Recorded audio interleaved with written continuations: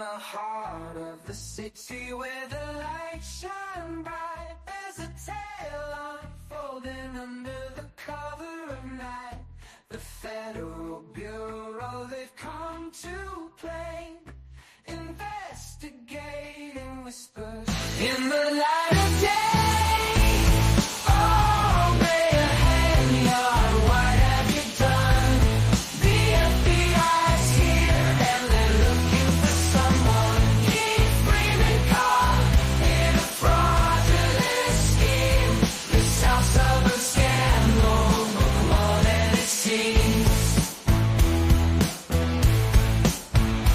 Allegations fly like shadows on the wall in the halls of power where the mighty fall. Bankruptcy fraud, they say he devised. Keep Freeman's gate in the public eye, in the public eye. Oh, Mayor Henyard, what have you done? The FBI's here and they're looking for someone. Keep Freeman caught in a fraudulent scheme. The sounds of a scandal, more than it seems. Whispers in the streets, voices in the night, searching for the truth, shining a light. Justice on the way, with every passing day. In the south suburb, the darkness fades away.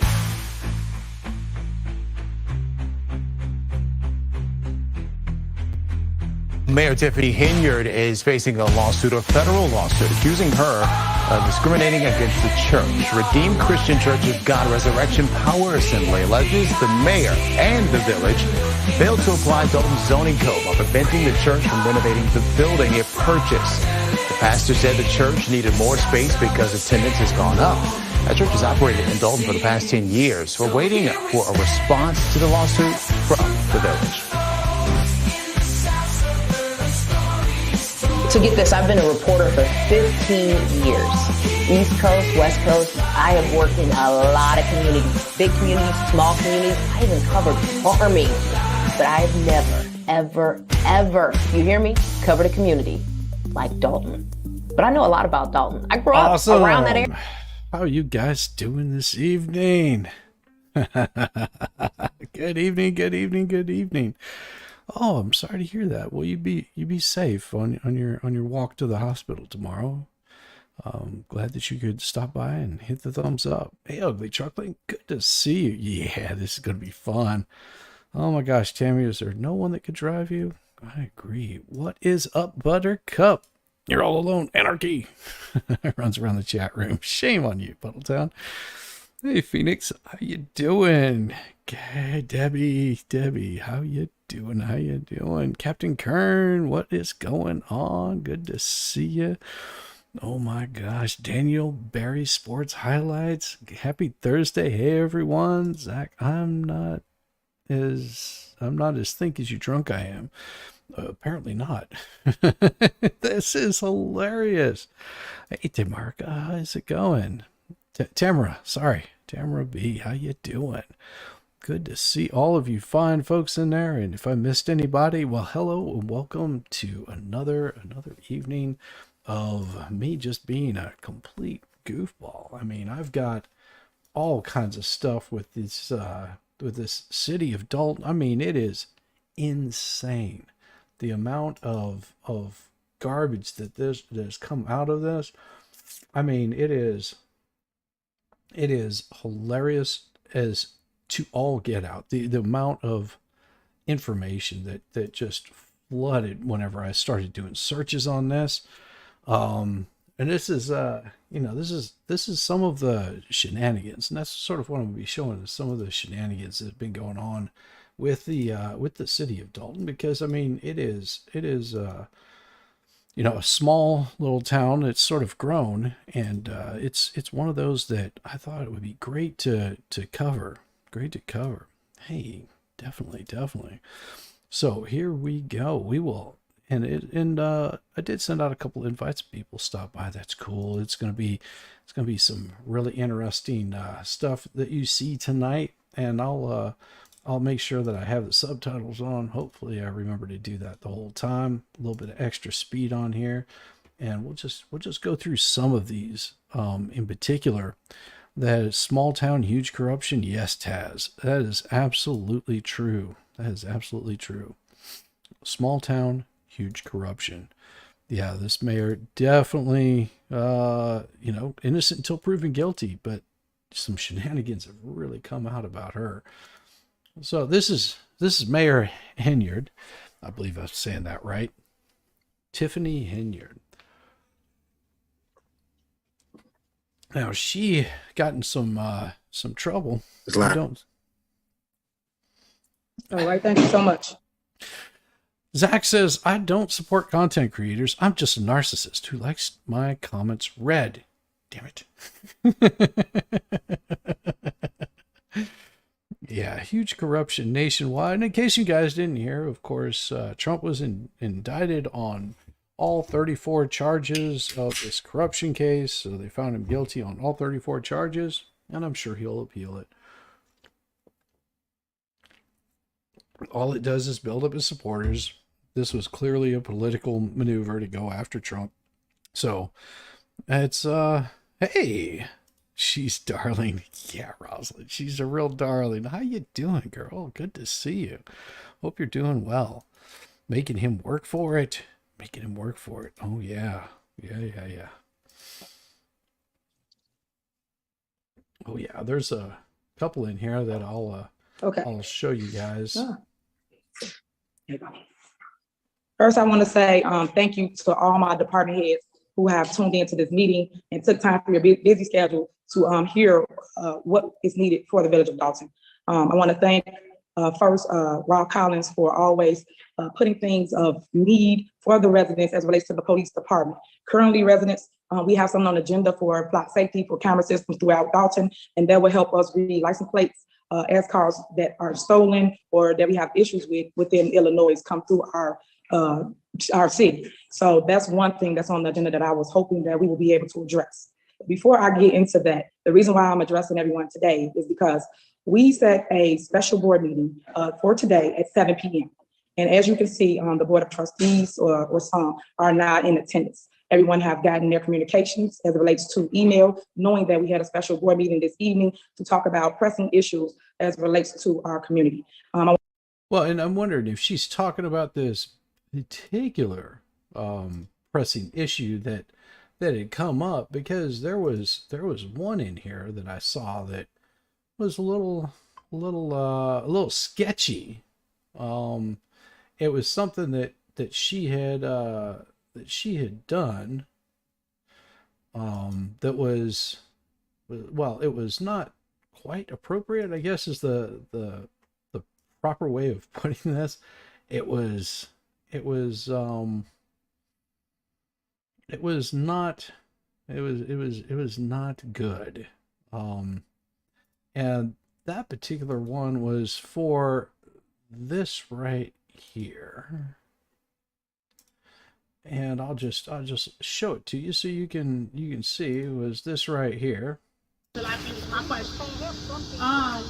had to cuff up my. Yeah, no, he bogus. I had to cuff up Bogus, bad you on that stuff rally because I'm on my way that's to what you work. You trying to push rally agenda? It's over with around here, pimp. You ain't know? Ain't shit else happening around here for rally. It's over with. He fucked up the water bill and all the residents' money. So now you're gonna try to defend. I've had my home for 7 months. Yeah, I think they were pretty upset, wouldn't you say? I would say they were pretty upset. Leroy at Truth Investigations has been covering this for a while. Oh, that's beautiful. I love it. I love it that somebody else has been covering this for a while, because this is insane. This is just absolutely insane. The amount of coverage, like I said, the amount of coverage on this is crazy. Just it is unbelievable. The amount of trouble that people have gotten themselves into over all of this stuff. And it was this one right here. that caused this particular one here. I just see this is all her stuff. So they did a special meeting outside the building. I was thinking in my mind. She went to the college that day. Right. I said, yeah, you gotta go over. I forgot. No, you got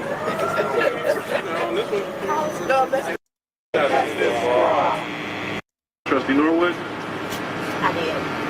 I approved it. I approved it. I approve it. So it was called by 5 trustees. The meeting notice, which is no longer on the door, has been posted between about 5:50. It was videotaped and a photo was taken as well, and it was posted by trustees Belcher and trustee Norwood. So just for confirmation, am I stating this accurately? Yes, Trustee Dolton and I. Yes, both of us posted the meeting agenda. The water bill Okay, is just having this, more we want to corruption. make sure we Yes. have that on the record. We have one item for discussion, and that item being the discussion and possible action of approval of ordinance number 21-009, the hiring of legislative counsel. I would ask that I get a motion to approve legislative counsel, which is present with us. The document was included with your packet that Clerk Key sent out. And Attorney Mike McGrath is here present with us at this time, which is the legislative counsel that we seek to approve. I would ask that a motion be made that we approve ordinance number 21-009. Motion. I second. Okay, hearing the motion and the second, I will ask, do we have any discussion from the Board of What the Trustees? hell is this with the water bill? Yeah. In reference to us being here this evening, I think, and I don't want to speak for everyone, but we all collectively have realized that we need to do what's in the best interest of the village of Dalton and move things forward, but move them forward in the right way. And so with that being said, there has been some concerns about legal counsel that we currently have as the village attorney, and we can't get things answered properly, or there are some ordinances that are currently in effect that are being neglected or not being adhered to, and we need to seek counsel on for the best interest of the trustees. That's why we're What's going right on? here today. Good afternoon. I'm back on weirdos. Trustee Steve. Get to see it. Vaccine.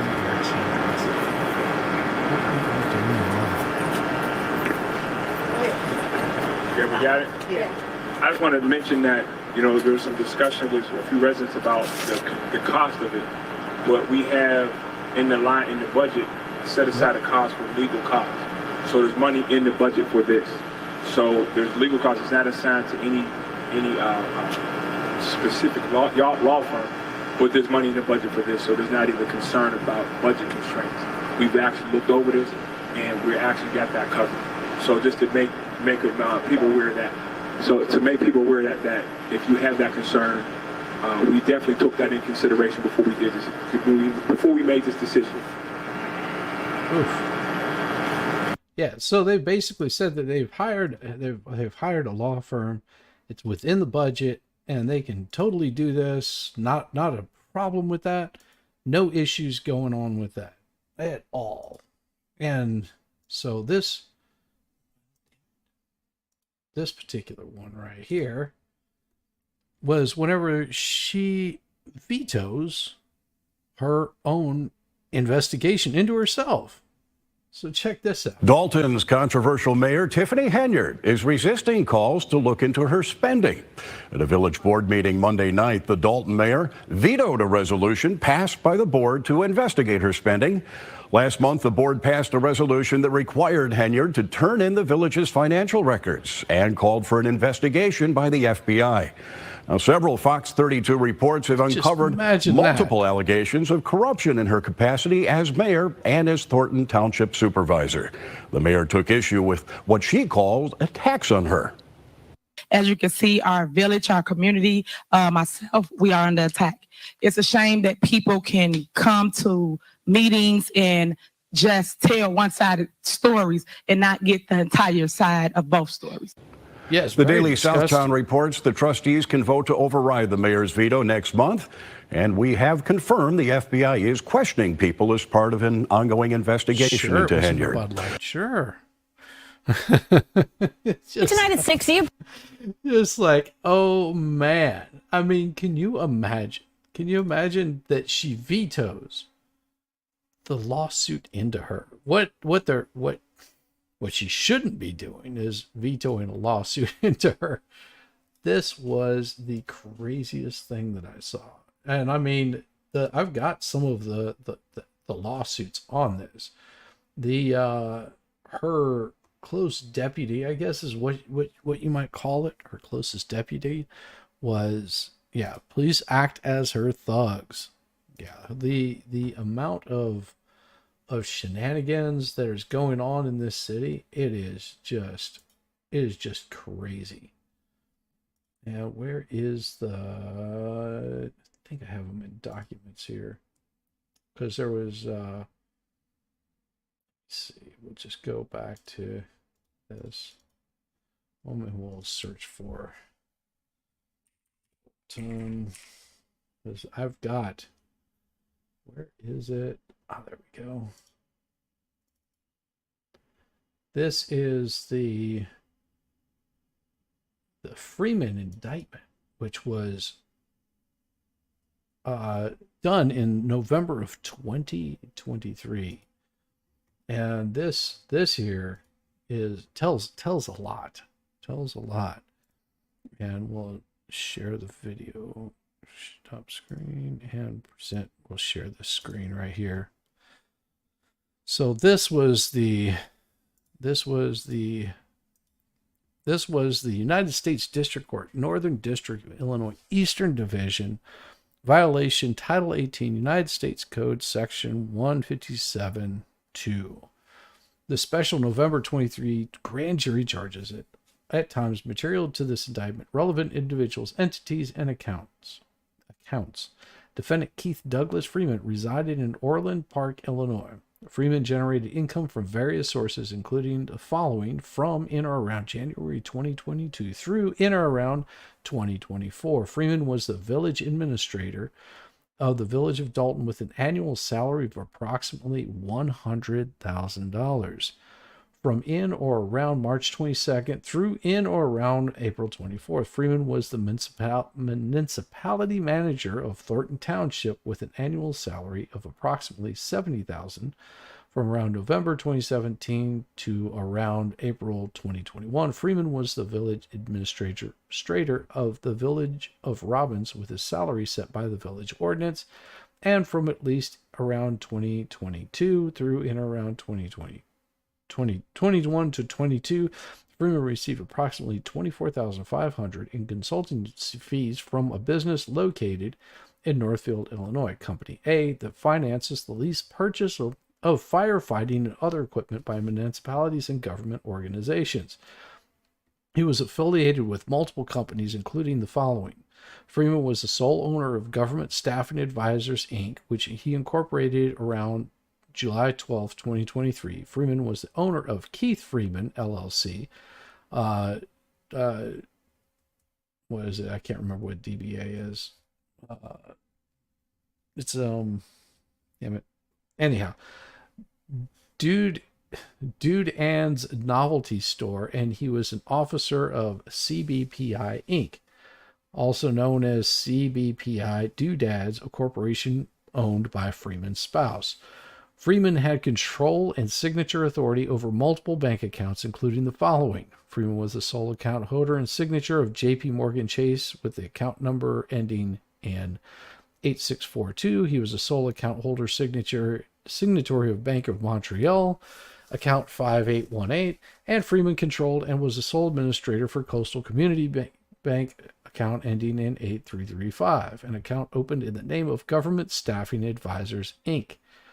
Chapter 7 of Title 11 United States Code provided individuals who were unable to pay their debts with an opportunity to obtain fresh financial start through the discharge of pre-existing debts. In order to initiate a Chapter 7 bankruptcy case, an individual known as a debtor was required to file a bankruptcy petition with the United States Bankruptcy Court. The filing of Chapter 7 bankruptcy petition on estate collection activity by creditors against the debtor. And I flatly prove it. Yeah, so she uses taxpayer money for billboards promoting herself. These are the few that were caught. Sad what has happened to our government on all levels. Yeah, doing business as. Thank you very much. I knew it was. So in addition to the bankruptcy petition, the debtor was required to file certain documents with the United States Bankruptcy Court that detailed the debtor's financial condition, known as schedules and statements of financial affairs. With respect to the schedules, the debtor was required to disclose his current financial circumstances and sign a statement under penalty of perjury that the schedules were true and correct before filing them with the United States Bankruptcy Court. The information the debtor was required to provide in the schedules included the following: Schedule A/B, requiring the debtor to disclose deposits of money in financial accounts. Schedule E and F required the debtor to disclose unsecured creditors. Schedule 1 required the debtor, or I believe that's I, but I could be wrong. A, B, C, D, E, F, G. No, I think it's Schedule I.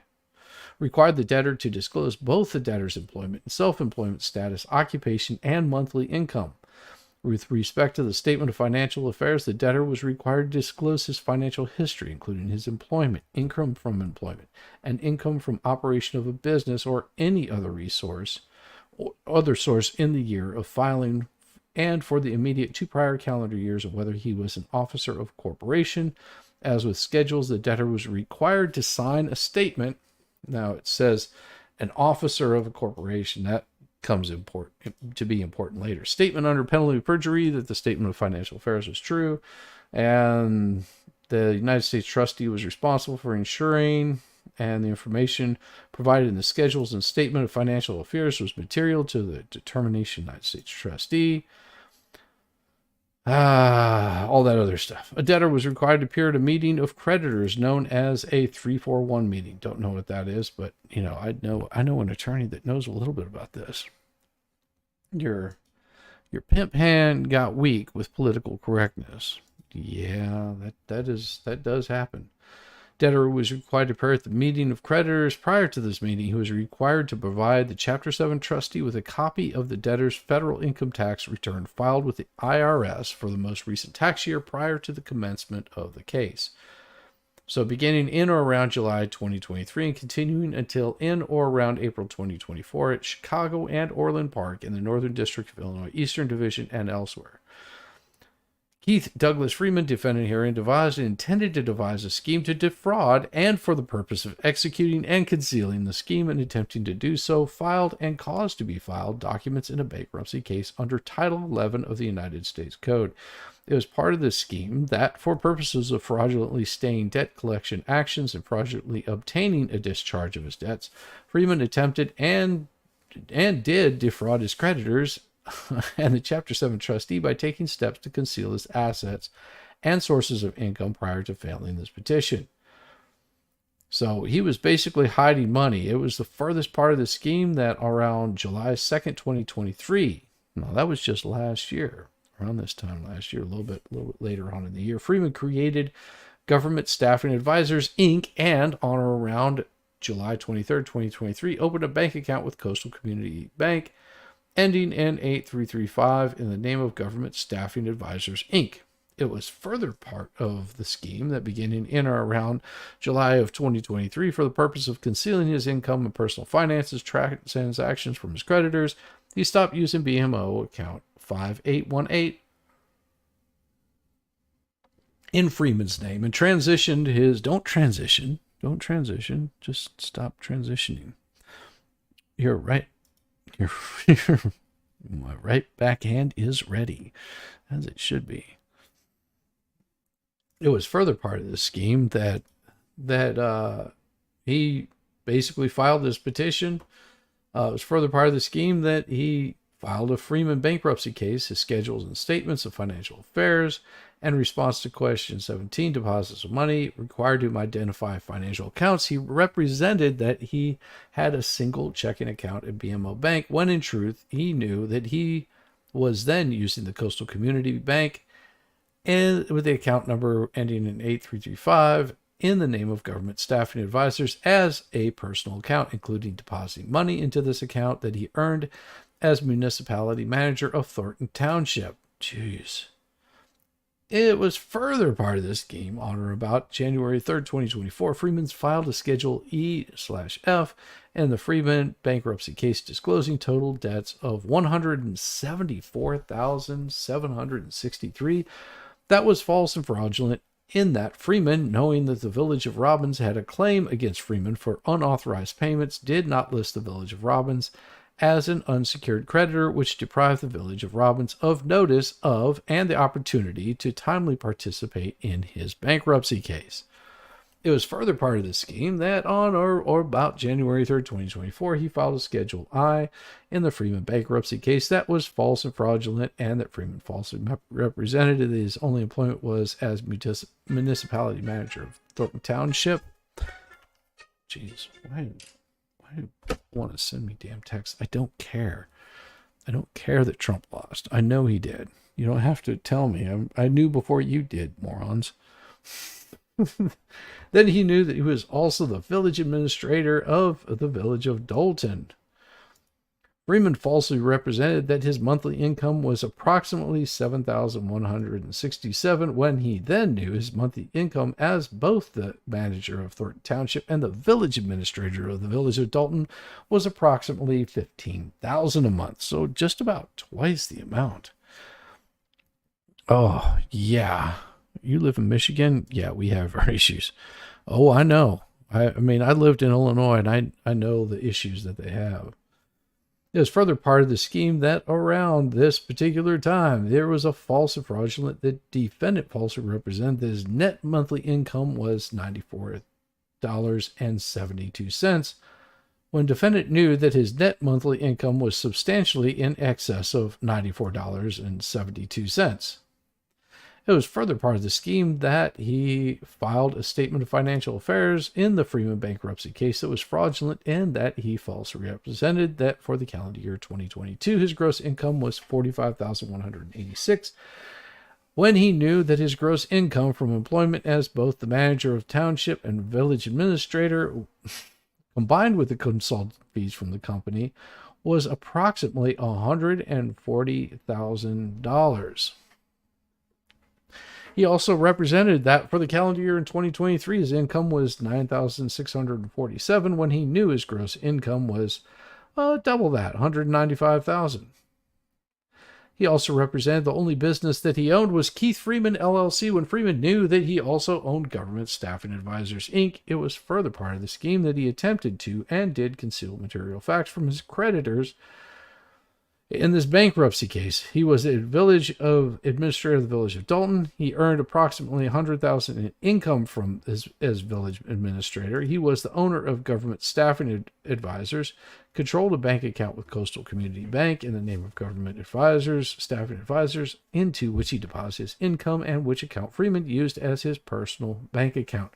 He was also an officer of CBPI, a corporation owned by his spouse, had within 2 years prior received income in the form of consulting fees from Company A. While employed as the village administrator of the village of Robbins, he received approximately $90,396 in excess of his authorized salary.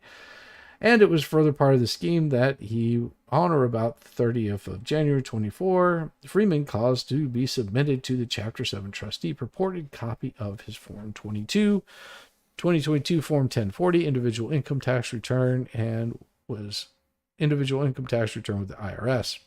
It was further part of the scheme that the phony 2022 Form 1040 individual income tax return Freeman provided to the Chapter 7 trustee falsely represented that Freeman's total income from employment was $45,186 when he knew his income exceeded that amount. If a dolt is a stupid person, there's a Dolton, a ton of them. Maybe it's more than one. It could be plenty of them. Could be like more than just a couple. I'm sure there was quite a few dolts in this group. Thank you for the super chat. I appreciate it. Oh man, you know what you need is just this right here for that one. Touchdown. Paper unbreaded. Right. That is right, Puddletown. That is so right on. I typoed, of course. I know, but I still understood it. Now, when Freeman knew his income was substantially higher, it was further part of the scheme that he just lied all the way down through. As further part of the scheme, he did misrepresent. And also, defendant herein, for the purpose of executing, concealing the above described scheme in attempt to do so, filed and caused to be filed a document, namely schedules and fraudulent crap, in violation of Title 18 United States Code. Now, there is a signed copy of this. I just don't have the signed copy of it. So yeah, that was what he was. That's what he got himself in trouble with. Now there was also a. Let's see, it was. Oh, right there. All right, and we will see if this. Why did I do that? Doggone it. I hate when that happens. Let's see if we can close that and move this over here. And I have never I have slept in I am slept in the past few days, so I can relate to you. I hope so. I hope you can get along with us really well. I mean, we try to be fair with everybody. And so here is the bankruptcy. This is the bankruptcy that he filed. He basically said that, all of this stuff was his filings. Are your debts primarily consumer debts? Go to line 17. How much do you estimate your assets to be worth? $0 to $50,000. Wow. And how much do you estimate your liabilities to be? More than 100,000, but less than 500,000. And signature of the attorney was Kristen T. Schindler. And she apparently, or he, I'm assuming it's a she, allowed them to file this right here. Total liabilities were that. Schedule EF, 20,000. Claims who have secured property by secured property. It's just like, oh my God. Like, basically says he only has $16,000, knowing that he hid money elsewhere. I mean, I'm not going to go through the guy's filings because there's no point to do that.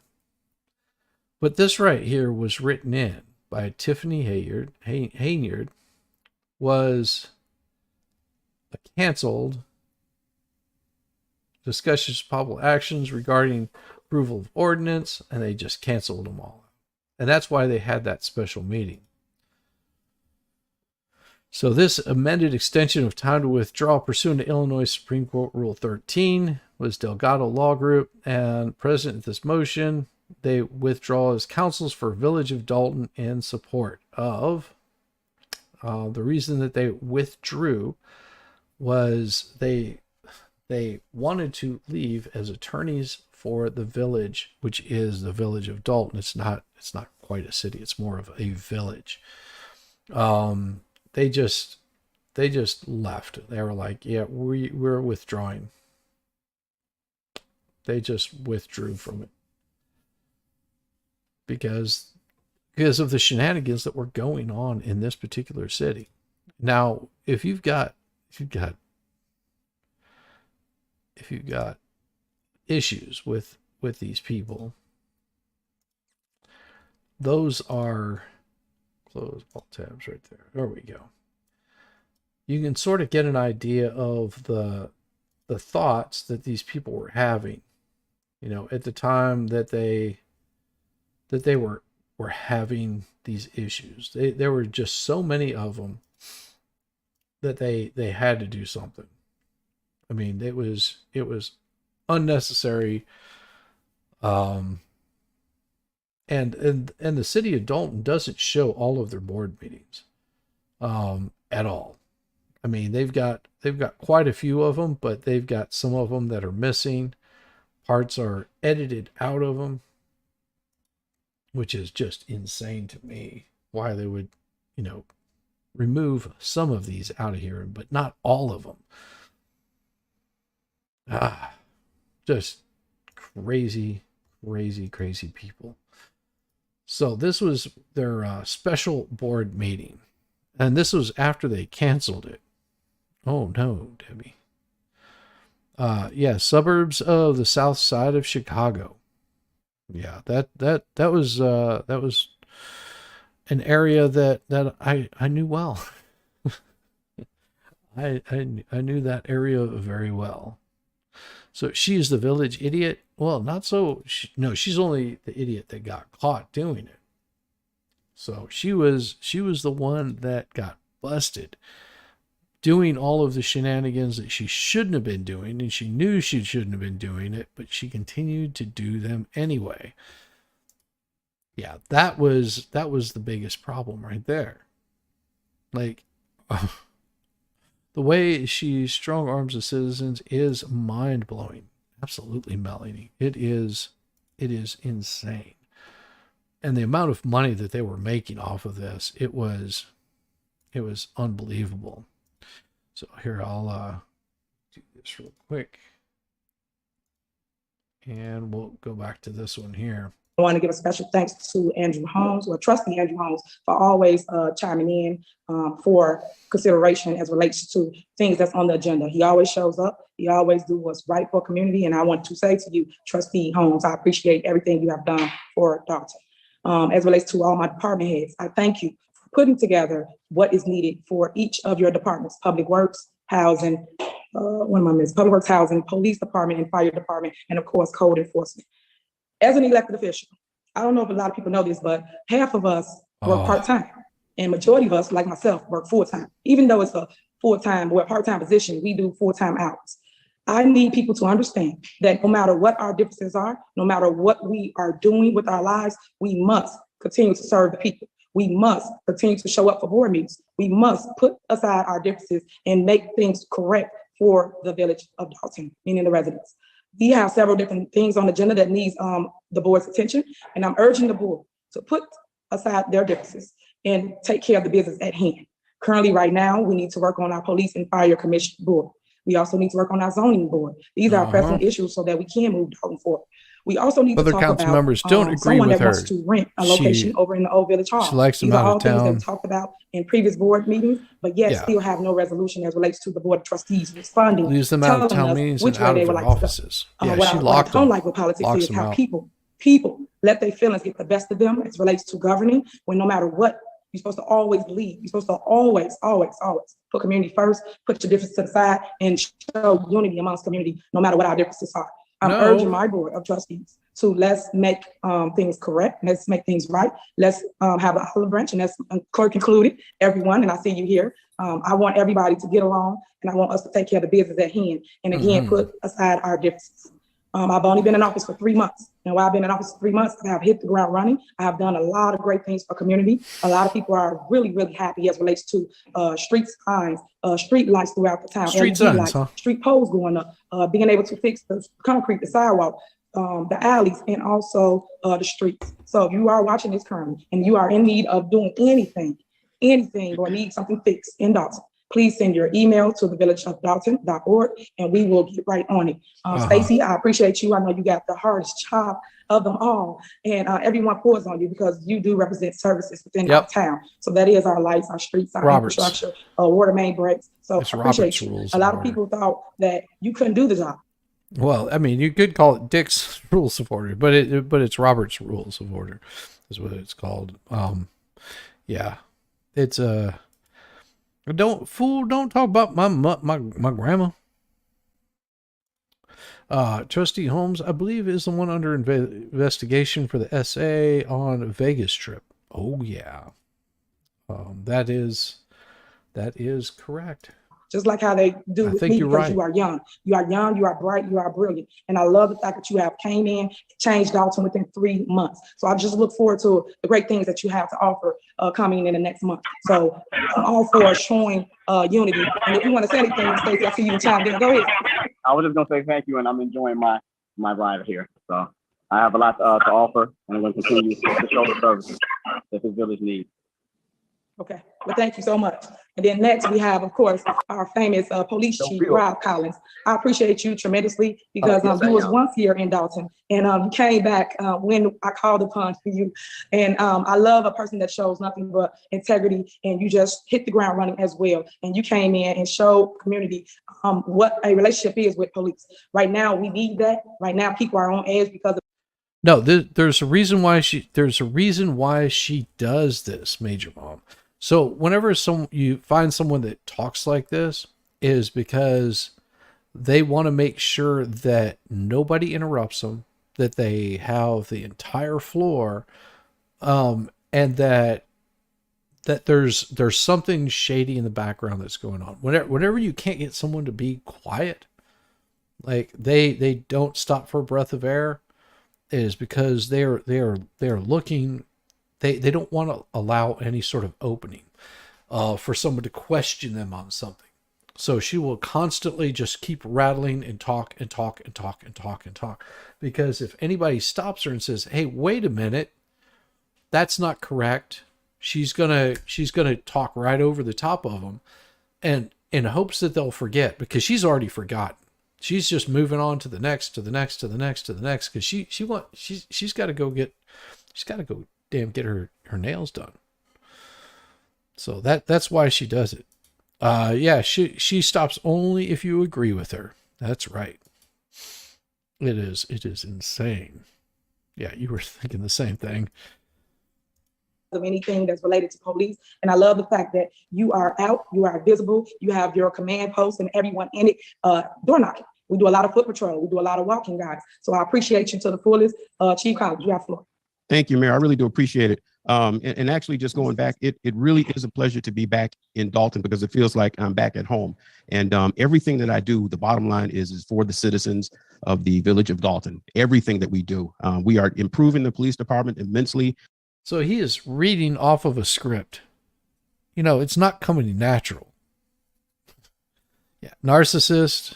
Hey, Christine, how you doing? Good to see you. Good to see you.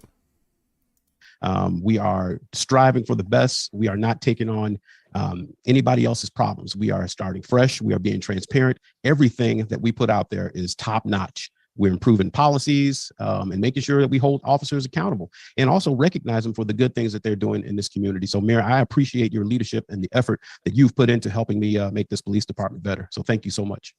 All right, thank you, Chief Collins. I appreciate you. Next, before I go any further, because I want Andrew Holmes, Trustee Holmes, to chime in. Yeah, I bet she loved the police whenever she was arrested for breaking into a car a few years ago. Yeah, I bet she was. Oh boy. You know, his heart is all about police department. So, Trustee Holmes, would you like to say anything?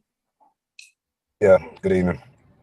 Good evening. Just like everyone to come together, you know, public safety is at the forefront of everything across the United States. So when it comes to the police department and the safety of the village of Dolton, I think we should come together, hold hands, and start this and put this together. Hands. You know, we have to enhance the quality of life No. of safety, you know, under the leadership, and go from there. You know, our seniors need to be safe, teenagers, everybody that's in the village of Dalton. So we should not turn and close the door when it comes to safety. When it comes to safety, I'm gonna always be there supporting the chief and doing what we got to do is right to build up this police department, and also work with those in the fire department to try to help them do what we have to do there. I mean, that's public safety too. So all hands on deck. So I may be on here for a little bit.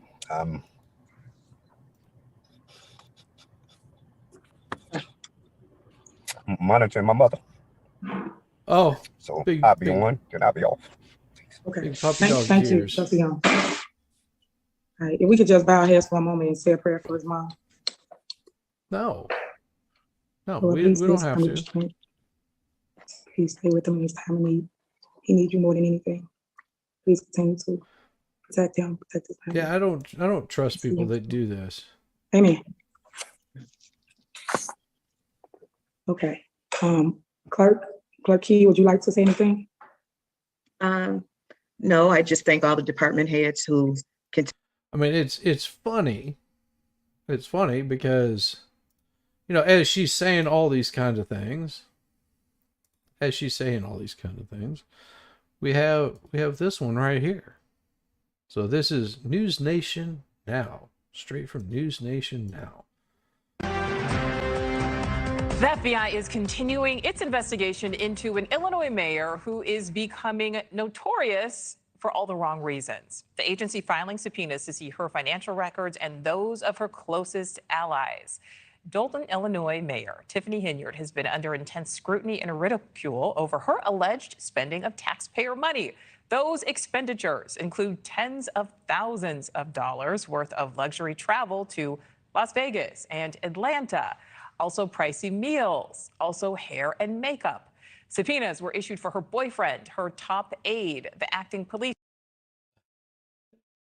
Henyard's boyfriend, her top aide, her cancer charity, her political fund, her acting police chief, 4 trustees, 2 relatives on government payroll. Yeah.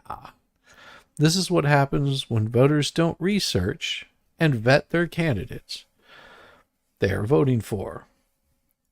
Yeah, you were in the South Side for 50 plus years, born in Chicago. When your husband's employer offered a chance to move out of state, I was packing before he got off the phone with the offer. Damn right, Mickey D. That is, now see, I was born in Illinois. I was born in Arlington Memorial Hospital, 1969. And my family lived in that area for 13 years before part of them moved out, and I went with them. I ended up in New Mexico after that, but I grew up in a pretty crappy town. Just saying. People think it's moving on up to the east side. Oh, it was more than that. Man, I moved out west. I moved out there. Wanda Stevens. Oh yeah. Nice. I love this so much.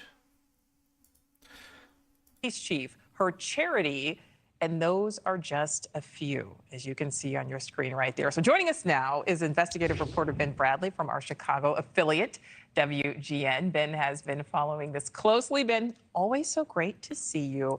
Oof. This is quite a situation, I guess is the best way to put it. Lay out the latest on this investigation by the FBI and what it could mean not only for the mayor, but also her allies, both political and personal. Well, Nicole, it's clear from these subpoenas that we obtained that the FBI's focus is Tiffany Henyard and those who have supported her or benefited from her largesse with taxpayer dollars. What's really interesting to me is, as a reporter, we rarely have the opportunity to provide our viewers with a front row seat inside an active and ongoing FBI investigation.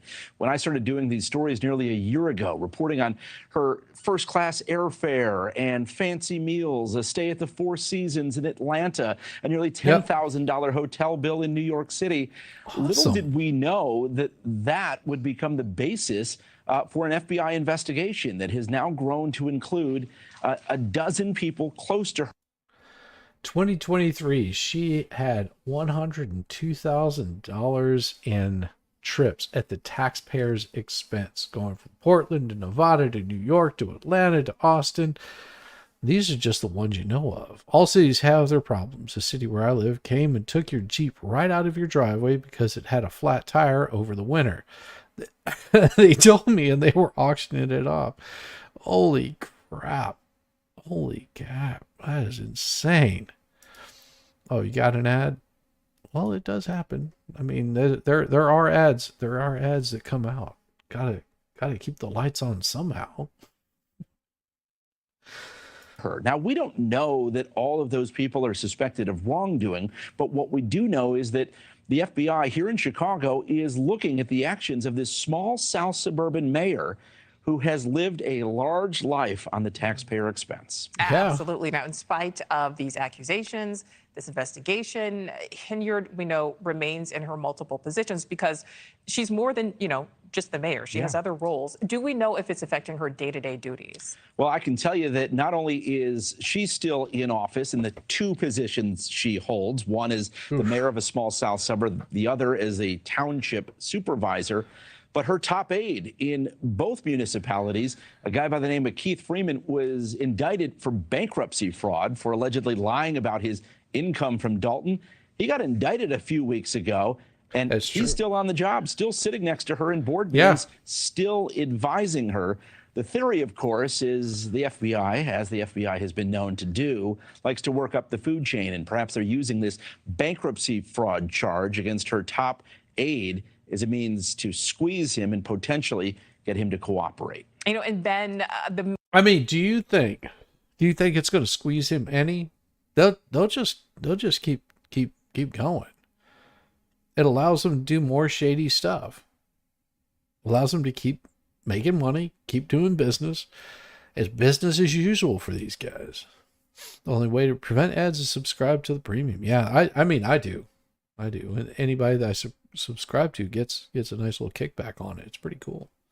Mayor Henyard has been very vocal in pushing back against all these accusations. What happens next at this point? Well, for nearly a year, Nicole, as you know, the mayor has called our reporting fake news, but there's nothing fake news or fake about the fact that FBI subpoenas name her, they name her top aide, they name her boyfriend, they name her cancer charity, they name her political fund, they name her defunct burger business. So that tells you just how wide-ranging the FBI investigation is.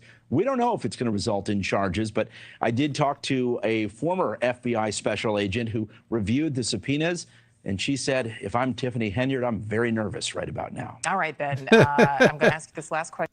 Do you think she's nervous? Hell, this lady don't give two craps about it. She ain't nervous one damn bit. She is in the least of concern. Least of concerns. So the News Nation affiliate reported on this in the past year. Okay.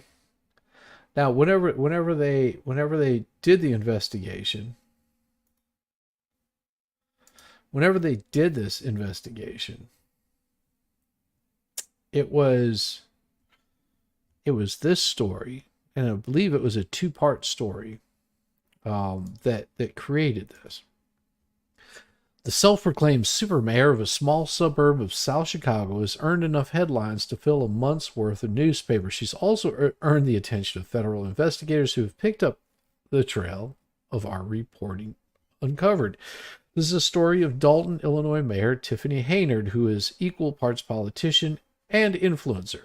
The two governments Henyard controls have spent tens of thousands of dollars on first-class travel, fine dining, armed security detail, and social media team worthy of a B-list celebrity.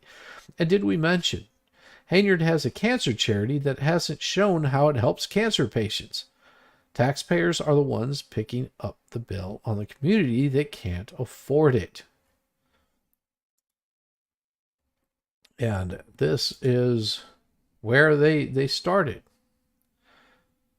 WG investigates an officer's lie and the boss who backed her up. Understanding the fear, Deborah Green says she lives. One must go back in time to March 19th, 2010, and the funeral for her sister. The South Center says it was a horrific day, burying her best friend. Then she says it got much worse as the procession left the funeral home and headed west on 79th Street towards Vincennes. That's when a Chicago police officer driving her own car and late for work cut in. Green says she pointed to her own car's funeral sticker motioning that it's not proper to disrupt a funeral procession, but she says the woman who turned out to be Officer Shalishanan London cut in and kept following the procession. But Officer London tells a very different tale. She says Deborah Green threw a bottle at her and hit her in the face and her car. London made a 10-1 call, an assault on an officer in distress. What happens next are flashing lights, Sirens, blaring as every officer available rushes to the aid of one of their own. Deborah Green had no idea what was about to happen. Here's how she described it. My heart just drops, and the guns was just everywhere. They surrounded. Oh, I gotta get a good voice for this one. I need a good voice. What do we need here? Yeah, we'll get this one right here. This one just drowned, and the guns was just everywhere. They surrounded the whole car from the front to the back to the side, saying, "Get your effing hands up right now! Get your hands up!" And just as I threw my hands up, I didn't know what to do. I threw them up. How was that? Was that good? Was that good? Yeah, you saw a report from a Chicago TV station say that one cop on her detail was paid for 303 hours in a 2-week period. Yeah. I worked so hard, been with the company for 19 years, and still make $15 an hour, and the guy is $19 an hour, so it doesn't matter who is in office. I will always be poor. Not true. Not true. My heart just dropped, she says. The guns was just everywhere. Oh. Commander Glenn Evans heard the call, too. He was a lieutenant at the time and off duty, but he showed up. Who is he? He's best known for recently being accused to jamming his gun down a suspect's throat in a police abuse case. That's Commander Glenn Evans. What Evans did next to Green might make one question whether there was really an assault on an officer in the case. He let Green and the rest in her car go. But again, letting Green explain, Evans allegedly left her with this diatribe. He took my ID and he said, "I'm going to let you go." And he said, "Y'all not turn yourself in or I'm gonna kick your effing doors in."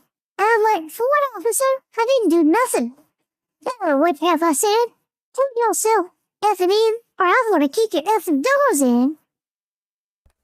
Now, all of this led to Green missing her sister's burial.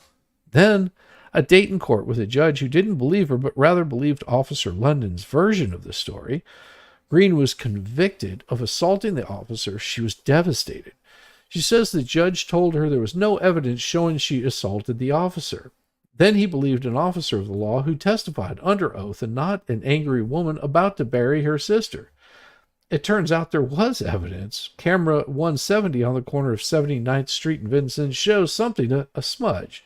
Some trash or a bottle, but it's nowhere near Officer White's car. In fact, the officer's window is clearly rolled up, so nothing could have hit her. A year later, Cook County State Attorney Anita Alvarez cleared Green and charged Officer London with perjury. Green's attorney, Victor Henson, said, but for the camera, Green would be just another convicted Chicagoan. Green is suing the city over the arrest and conviction she was put through, but even now there is some justice. On Thursday, former Officer London began serving 4 months of in prison for lying. Her mentor and the man who testified under oath on her behalf is none other than Commander Evans. Chicago police wouldn't comment because there's a lawsuit from Green pending. It did say the Independent Police Review Authority is investigating the case. Evans' attorney, of course, well, why would they comment? Evans, by the way, pled not guilty to the most recent case of sticking the gun barrel down the man's throat. WGN Investigates talked off camera to Officer London as she was turning herself into jail. She maintains her innocence, says she was hit with a bottle during a confrontation, but it happened before the videotaped moment was made public. Jeez. It is insane. It is just insane that these people will just continue to lie. Even whenever they're caught, they will continue to lie. And lie, and lie, and lie, and lie, and lie. And they won't stop. There is no stopping of the lies that they will tell. It will just go on and on and on and on and on. So here's here's something from the Dalton trustees, and I think you guys will find this one particularly interesting. Here we go. The recent indictment of the village administrator underscores the need to shine a light on the inconsistencies and falsehoods within Mayor Henyard's administration. If a person can lie on their own financials, what do you think they're doing for the village? It's crucial to have trustees who are dedicated to accountability in public spending. Shedding light on mismanagement helps ensure that taxpayer funds are used efficiently and effectively for the benefit of the community. With the latest rounds of federal subpoenas, one thing they mentioned was checks written to cash. Yeah, that's the name of her company, is Good Burgers, Inc., Aisha Properties, Inc., Friends of Tiffany Henyard, Tiffany Henyard Cares Foundation. Yeah, the United States District Court for the Northern District of Illinois subpoenaed to testify before a grand jury. Thornton Township, attention custodian of records, date and time, May 20th, 2024. Yeah. You were born 3 days before they allegedly land on the moon. Well, I was born in September also. Believe it or not. It asks for all records, including personnel files, wage and tax statements, time and attendance, records of work performed, contracts, and checks written to cash. Checks written to cash. I'd just like to reiterate, if anybody watched the March meeting when we had discussion about these items and the $65,700 came up. If you go to 1 hour and 35 minutes, our finance director said that the items had been paid in cash. The other invoice that they pay in cash, we have receipts for that as well. So we're not paying the vendor. If you all vote, we're not paying the vendor. That's a double negative. What was your first word? One of mine. Yours was hamburger just after the doctor slapped your butt. Damn. She used village money to donate to her own foundation. Exactly. And they have yet to prove anything of that foundation. vote on it tonight, they will be paid. It is already on the warrant list. And we're still waiting on the receipts. And if they had been paid in cash, why is this vendor still contacting us asking for payment? So when people go and say things, everything is recorded. And it goes back to our transparency and lack thereof that we're. I love it how people want to use big words. Prime. My brain can pick out the most expensive I can't afford. Champagne taste, beer budget. Yeah, that's me too. Feel you, Wanda. Yeah. No, I will tell you, we went to a Brazilian steakhouse for the nephew's graduation. It was like $60 per person. I mean, that's pricey, but I'll tell you what, going into a meat coma afterwards, oh, it was so glorious. I mean, getting the meat sweats where it's just like, I don't think I can eat another piece of that prime. No government check should ever be written to cash. Correct. Yeah. We're not getting information that we requested, because as soon as she said it, I instantly raised my eye when we start paying $65,000 in cash anywhere. And then yeah, $65,000 cash. Damn. For this vendor to still contact us, emailing us saying that she hasn't been paid, really. Oh, that's even worse. Yeah. Yeah, at least if you write a check to somebody, whenever they cash it, you'll be able to track where the money went to. But with cash, no. And that was what Fannie was doing. That's what Fannie Willis was doing. She was paying back things in cash. Now all you fine folks out there think, oh well, I can just pay for it with my credit card. Cash is king. Cash is king. Cash will get you out of so many damn things and into so much trouble. as our friend Nick Ricada found out. Draws concern, where's the money? Yep.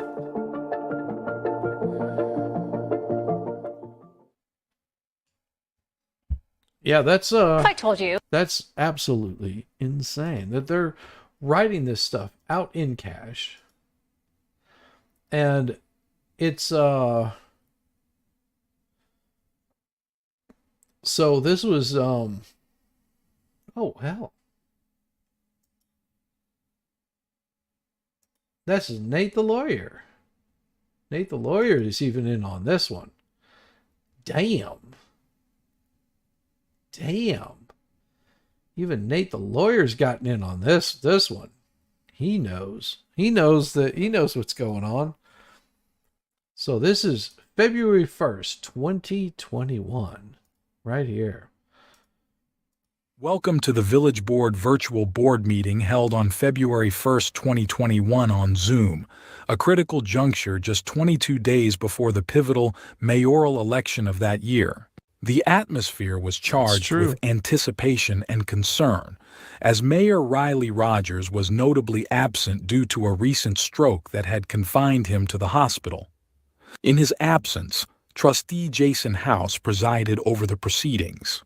However, the meeting took an unexpected turn as Trustee Holmes engaged in a heated exchange with then-Trustee Henyard. The focus of contention, Trustee Holmes's ignorance regarding the necessity of calling a committee meeting. Tensions ran high as the discussion unfolded, highlighting the underlying tensions within the board. Well, and there's quite a few channels that are covering Dalton. Yeah, I mean, it is one of those things where, quite a few are covering Dalton.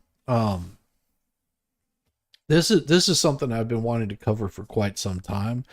It first came to my attention, around mid 2023. I was hearing some really funky stuff coming up about it, but I hadn't had a chance to like dive into it at all. And so this is going to be something that I do on a regular basis, that I dive into a little bit of Dalton. Probably will spend some of my Thursdays looking at these right here, and just not like Shizzy is. Oh, am I covering some really weird stuff? Hopefully it's good. Hopefully you guys enjoy it. This is something that, you know, it's a dangerous aspect whenever you've got a government entity, any government entity, pardon me, that is spending money on their taxpayers' dime, and they're doing it in such a way that it's absolutely. Champagne gives you a headache and beer makes you mean. Well, let's see. If I give you champagne and a beer, I guess that would be like angry sex, wouldn't it?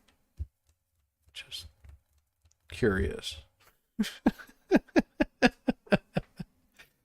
Whiskey gal, hell yeah! Cheers to that. That is awesome. You like your Bacardi? See, I don't like rum. That's the thing. I can't do rum. And I don't know what it is, but it always gives me heartburn. Yeah, moonshine. Yeah, most definitely. Some moonshine. You'll take White Russian. Hey, Stacy, how's it going? You take a White Russian. Hey, how you doing, Stacy? Good to see you. I'm glad you could make it by. Root beer for you. Excellent. That's a good thing too. Clear liquor is hangover. Drink good whiskey.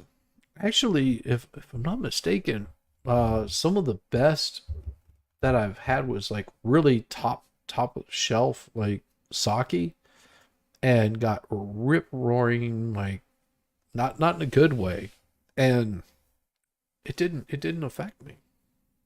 It was the weirdest thing. It like the next day I woke up no hangover, no nothing. A lemon drop. See, yeah, those mixed ones are crazy. Those mixed ones are crazy. One of your club brothers used to make homemade moonshine, apple pie. Oh yeah, yeah. Oh no, no, no, no, no, no. No Jaeger for me. No, no, I stay away from the Jaeger. That just makes me nauseous thinking about it. Yeah, you drink homemade moonshine at bluegrass festivals around here? Yeah. Now, the first time that I ever had moonshine, believe it or not, was not around my grandfather, which was, knew where all the stills were in Indiana and Kentucky. It was in New Mexico, because I believe at the time you could still, what was it, a quart for personal use.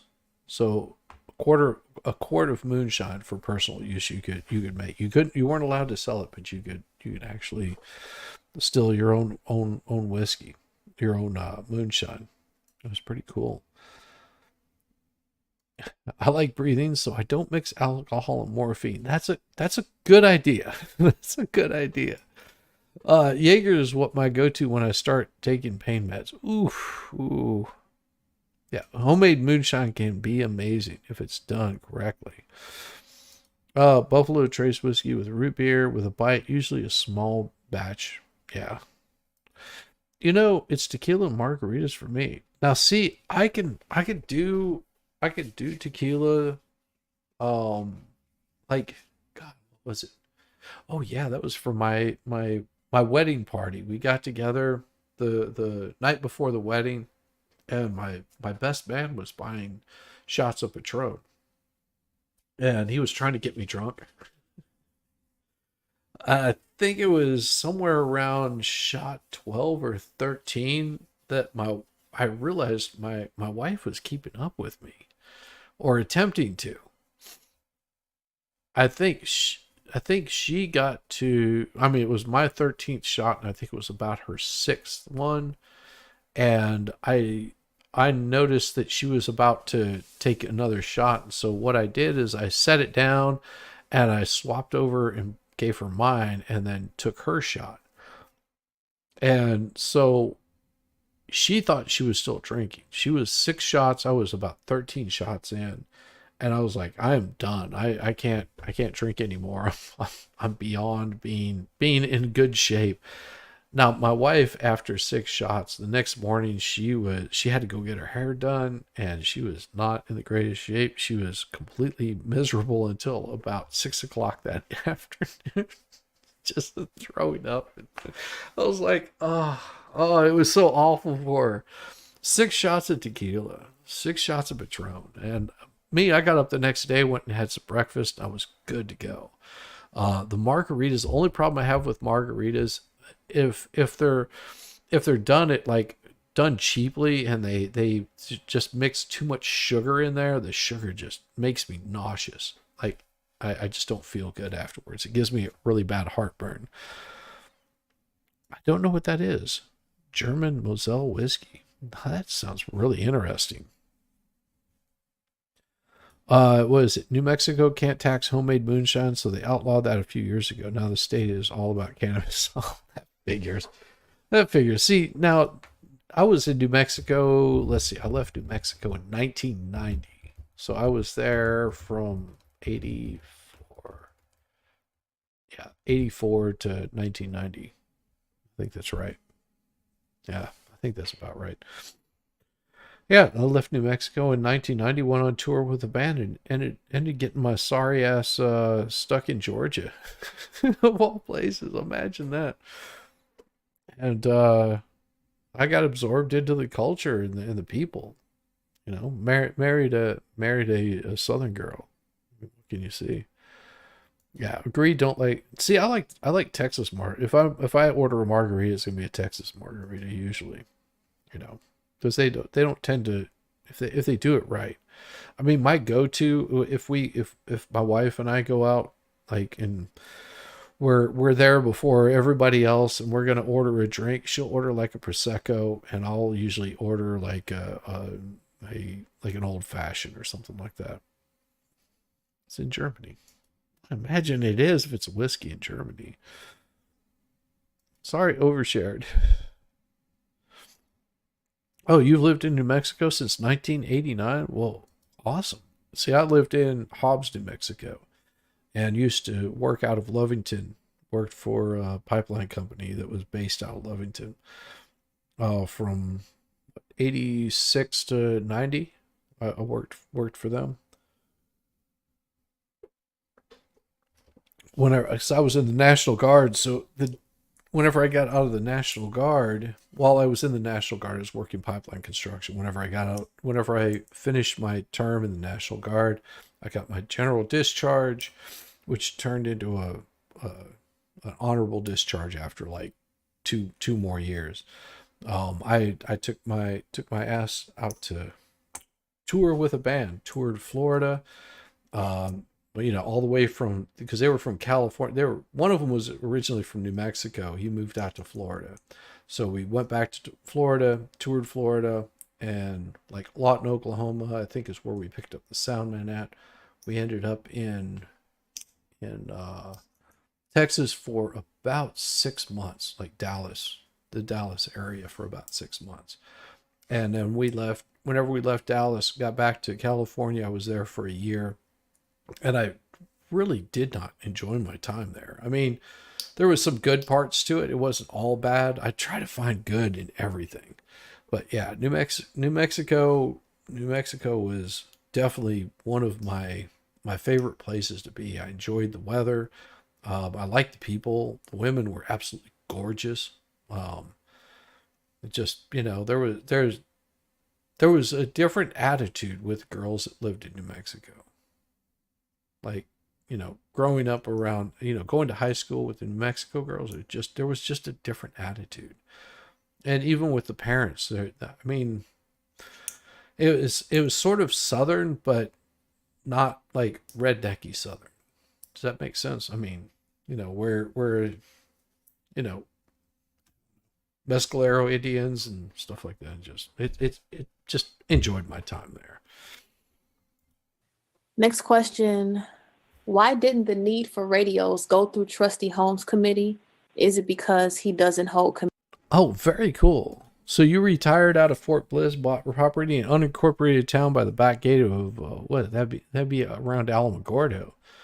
See, I used to go from Hobbs, go up through like Cloudcroft, and then come down and hit White Sands Missile Range, and work out of El Paso. We did a bunch of pipeline through El Paso, or on the outskirts of El Paso. It was pretty crazy. Oh yeah.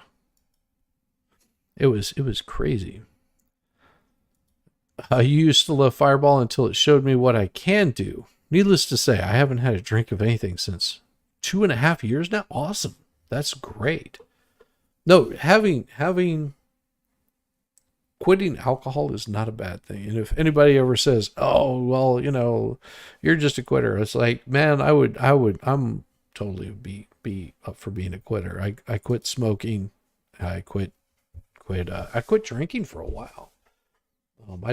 And I'll probably go back to being a little more of a teetotaler after this week. I've got a few pounds to drop. Yeah, your nephew was in Fort Bliss. Yeah, see, I was supposed to go to because we did a lot of our training, the National Guard training, out of Fort Bliss. So all of the National Guard training was around White Sands Missile Range. We had a couple of guys that got heat stroke really bad. I was one of them. Hey, hooray. Quiet alcohol is amazing. Yeah, quieting alcohol. Quitting. I'm sure that's what you meant to say. Is quitting alcohol is amazing. No, that ruined it for me. Don't like the feeling. Absolutely. Oh no, that was something, and yeah, you just never cared. No, being in the military, I don't know, it's hard for me in a way, because I sort of feel not because I was in the National Guard, but I never served overseas. I was enlisted for 4 years. I had signed up for 6 active and 2 as off, or basically they could call me back in. That was, and at 16, whenever I enlisted, it got me out of a really bad home situation. Was not happy or pleasant or a good place to be. So enlisting in the military was a way for me to get out of that. Sort of found my way along the way. I took basically a general discharge, which at the time I was a Spec 4, and I want to say they told me, yeah, you're going to lose all your rank if you get out now. I mean, you're just going to end up with a general discharge. It won't be dishonorable. I went about it the right way. Instead of just going AWOL, I showed up and just basically worked my way out. And so I feel like a little bit of a sort of like a fraud in a way, I guess is the best way of putting it. I mean, yeah, I served 4 years, but I realized that I wasn't going in the position I was at. I wasn't going to advance ever.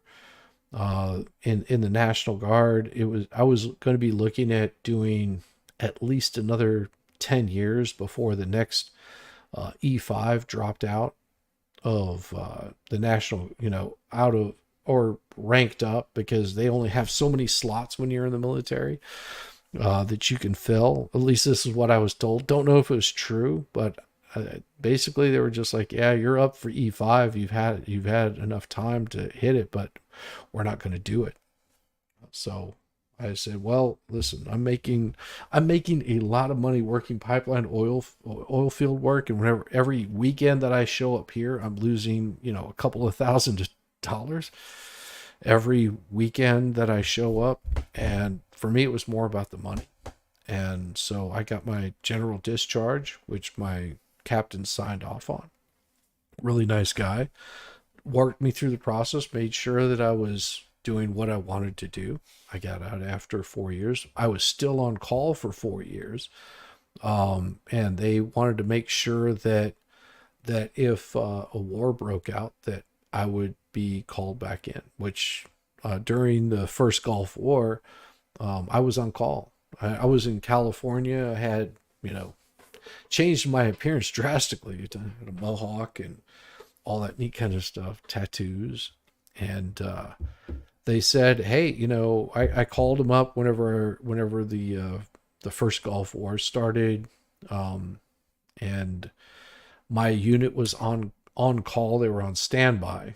And they told me if they get the call that they're going to be shipped out, that I had 24 hours to get back to New Mexico. So that was basically it. After those 4 years were over, my unit never got called up, or else I would have, had to leave and gone off to Afghanistan or Iraq or wherever the hell they wanted to send me. But luckily, I didn't have to. And I've been, since that point in time, not a conscientious objector, because I see need for the military. I just don't see the need for going in and starting endless wars or creating them and being in them. To me, that I don't like that. I don't like seeing veterans abused, and I've seen quite a bit of that in my life, of seeing veterans that were not given their fair due. I've seen veteran administration that has totally treated them like crap. I was told that I was eligible for veterans benefits, and I told them that I didn't want them. Maybe it's because I don't feel I deserve it. I don't know. Doesn't matter. I think there's other people that have more need than I do to receive those kinds of benefits, and I would rather see those servicemen in a much better place than I am, which I'm in a pretty good place. Well, Maybe not mentally. I'm a little cuckoo for Cocoa Puffs, but hey, that's what happens. And I mean, as I say, I you're welcome. I mean, I don't know what else to say. I mean, I have more respect for a lot of people. Oh yeah, your husband was stationed over in Korea, was supposed to be shipped out over to Vietnam, and wasn't even a year old at that time. Wow. Now I had our sound man was actually a Korean veteran, and his wife was Korean, and they had a nice little restaurant there in Lawton, Oklahoma. Really nice guy. He still had a pair of shoes that he brought over from Korea that someone had made out of a pair of boots or a pair of tires from a truck. So those things will last me my entire lifetime. Wonder how he's doing. Wonder how he's doing these days. Committee meetings.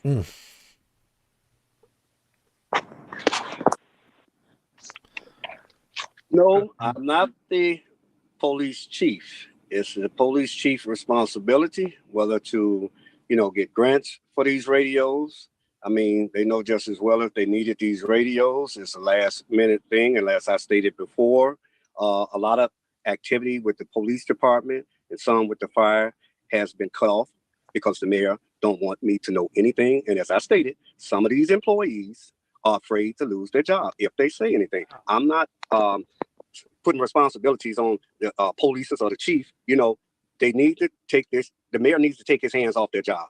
Employees are afraid to say anything. That's as simple as that. They need to be able to come to work and do their job, whether it's a police chief or police officer. Be the police chief. Do what you got to do. Same with the fire department chief, same with any other employees. There's been too many ties on these people's jobs. People want to come to work. And if they don't talk to you, they don't talk to you. And as I stated, I go over to the fire department, go over to the police department. Some talk, some don't, but they're under the directions. And I say it again, under the mayor. They don't give me the information because they don't want the information to get back to the public. I'm going to put it out there one way or another. And thank you for your question. Wow. All right, next question. Giovanni, I just want to add to that. As the senior trustee, I think that every trustee should own up to their responsibility and have committee meetings. It's up to us to be the voice for the people. And when we choose not to have a meeting or try to make sure the residents know everything, it's an excuse to me. So when you elect us, you're electing us to always show up, hear from both sides, whether it's the police chief, fire chief, Matt Stacy, whoever, and we advocate for what they need for their department. Then it goes to the board meeting, which is committee of the whole normally, and then we talk about it as an entire body, and then it goes up for a vote. That is our. Well, and thank him for his service. Special Forces, and was it over in Korea? He was supposed to be shipped over to Vietnam. My brother, my older brother, he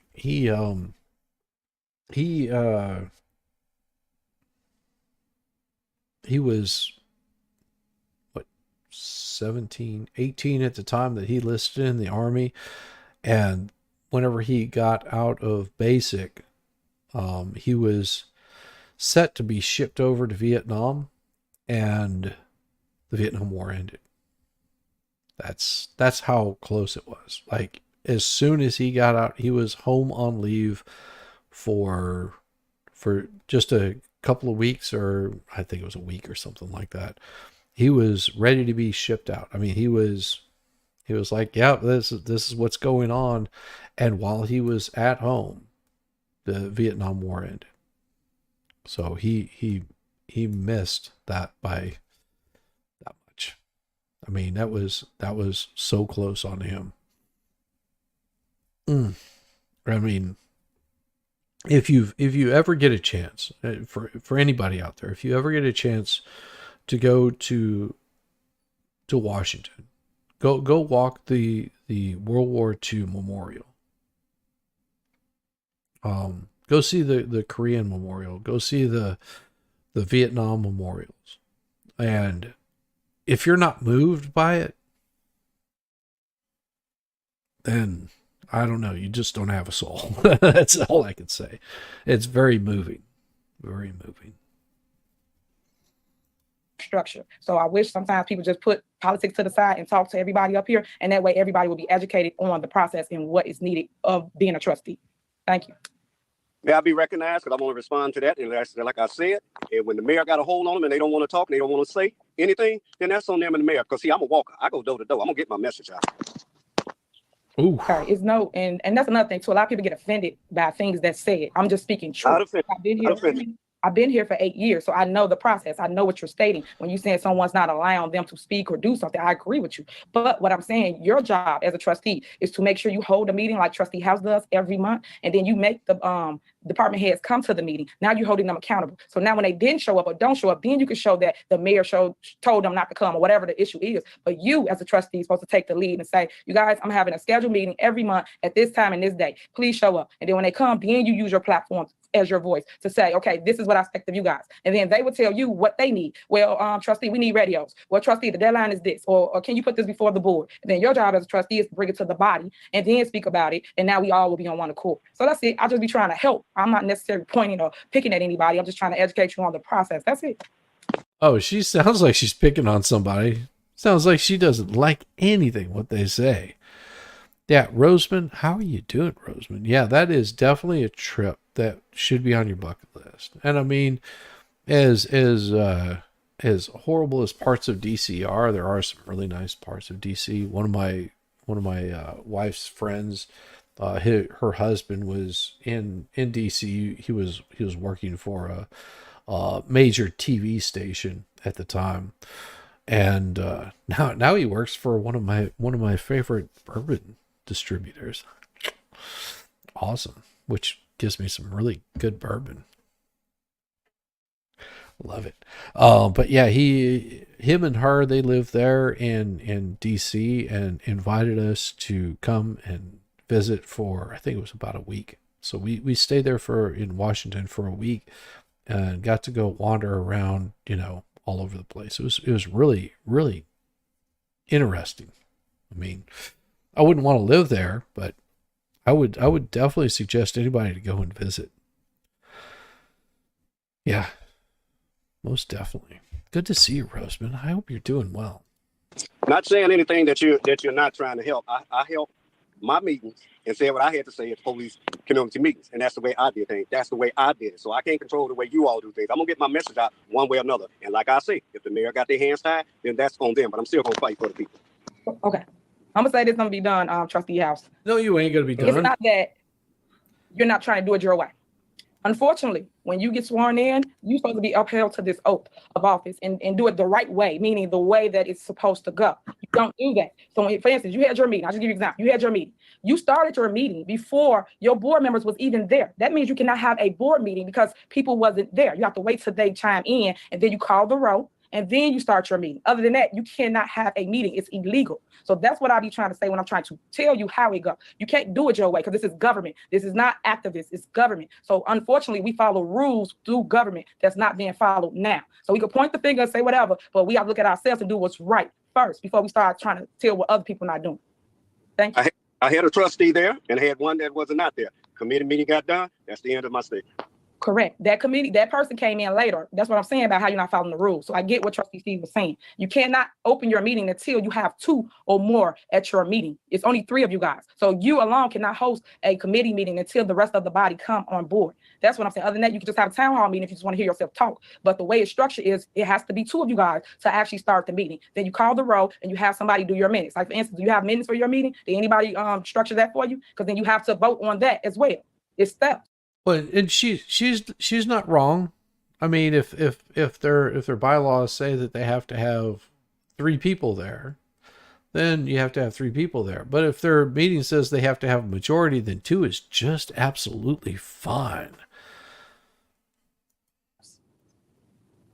I know the rules. Thank you. House. I know the rules. Thank you. Yeah, he knows the rules. Thank you. Thank you. Yeah, she ain't gonna shut up though. Oh, yeah, he had flashbacks for decades. My what is it? My mother married a gentleman in New Mexico.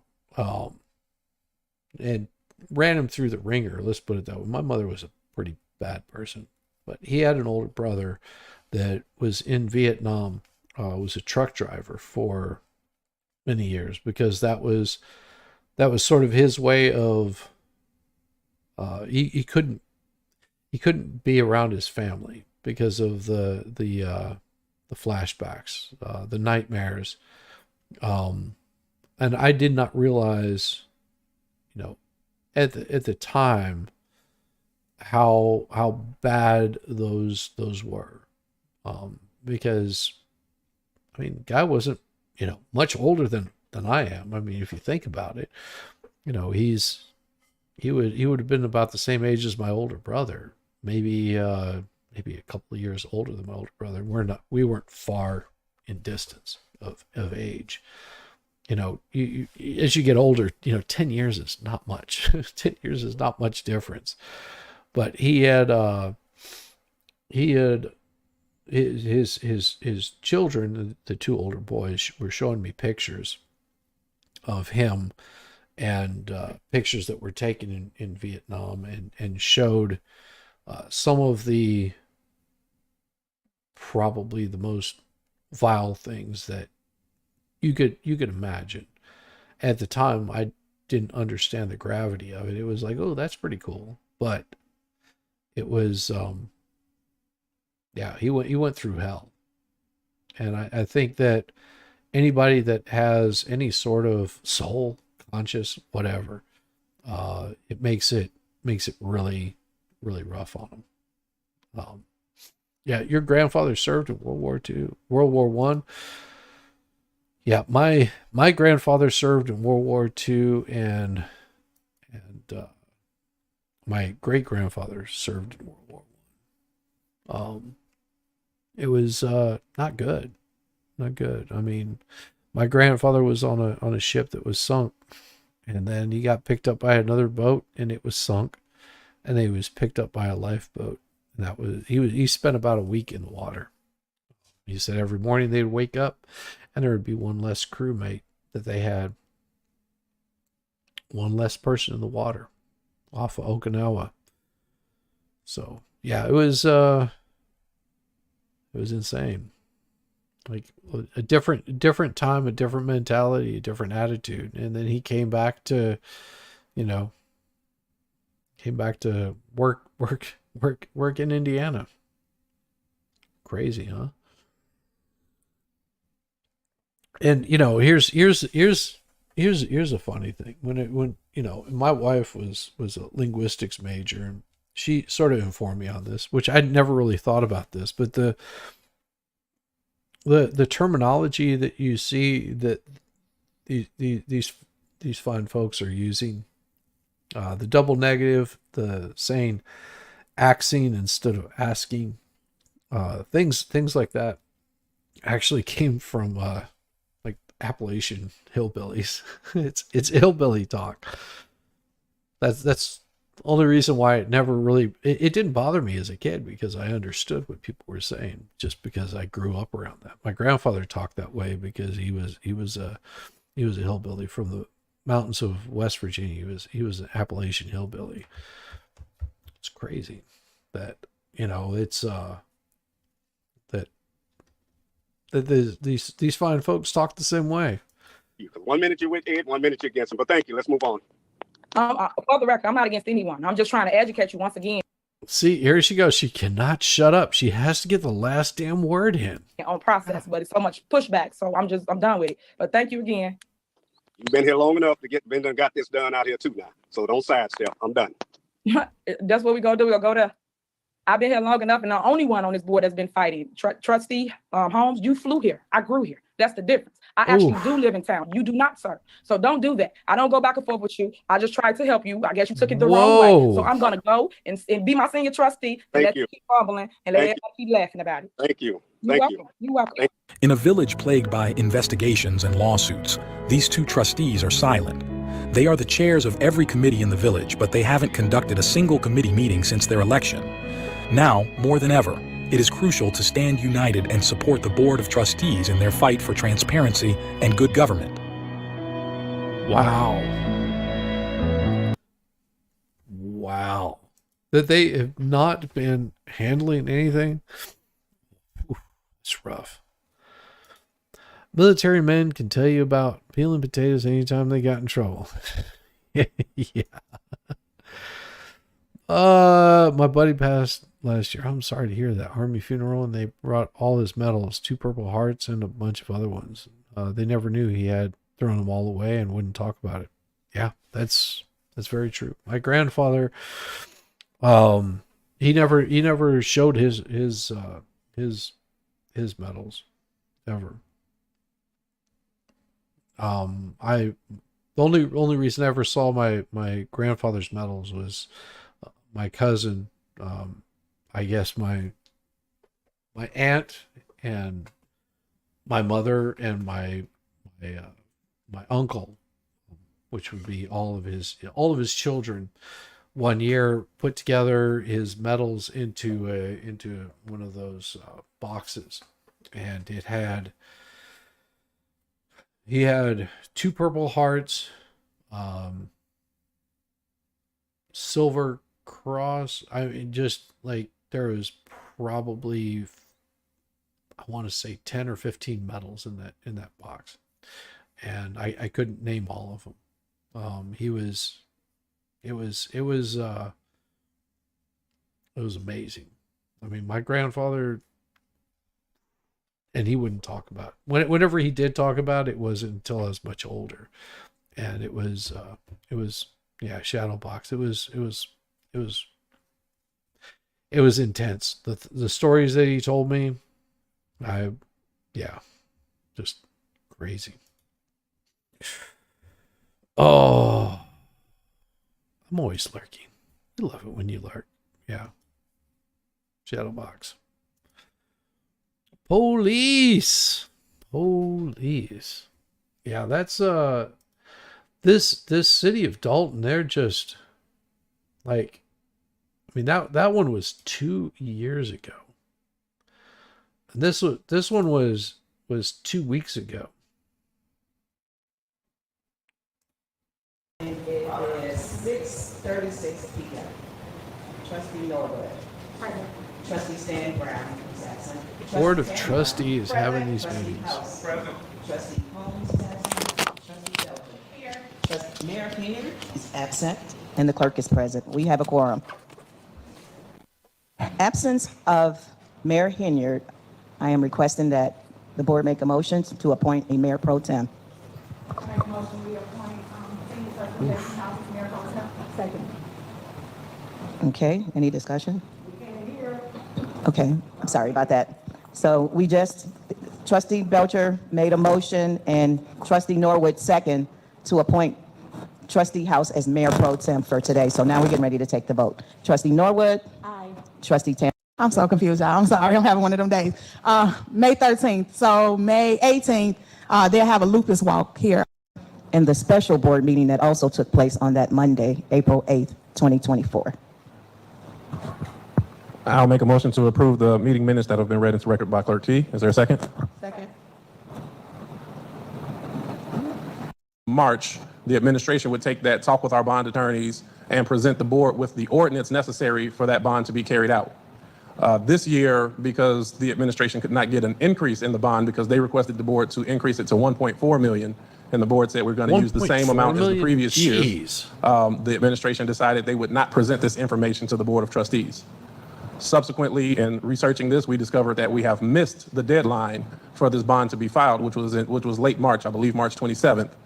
However, we worked with our legislative attorney, and the legislative attorney was able to assist with getting an. Well, and I do have an answer for this. We're all so much alike. We're all so much in common. It makes you wonder what happened to the country. I can tell you what happened to the country. I mean, that's really simple. Is we stood on the shoulders of great men and women of this country. They lifted us up. They gave us something better than what they had. And it wasn't that we took advantage of it. We really worked and busted our asses to promote them. Honor their investment, I guess is the best way to put it. And we didn't have to. We saw the suffering that they did for our betterment, and we, not that we took advantage of it, but we didn't carry that on. We didn't promote that on. If we had children, which a lot of you probably did, my wife and I didn't, but if we had children, our children didn't know hard times because we didn't let them see it. I mean, whenever I talk about hard times, I'm talking about really hard times. I'm not talking about just going, oh yeah, it was rough. You know, I had to walk 2 miles to school every day. It is, we didn't allow our children to see hard times. We didn't allow them to live life, to feel pain, to know any sort of suffering. We didn't allow that. We wanted to we protected them, maybe overprotected the children. And they struck out. They didn't have to work for it. When you have to work for something, when you have to whenever you have suffering, like true suffering, not this, free Palestine bullshit. That's happening over there. Wait until it comes to your shores. When you see your children suffering, and knowing that they hate this term of pulling yourself up by your bootstraps and just putting your nose to the grind and getting it done. They want to become all philosophical about it. Well, do I really need to? I mean, do I really need to clean my room? Do I really need to do this? I mean, they'll do it for me because they're protecting me. We never gave them, I think we didn't give them that advantage. And it's going to happen that whenever we're not around, they're going to feel the pain. They're going to feel the pain. And it's going to make their children stronger for it. Don't give up hope. Just know that as much of the suffering that we saw, that our parents went through, our grandparents went through, our great grandparents, that they'll look back and they'll go, geez, how in the hell did they ever make it? I mean, you're starting to see bigger turnaround now.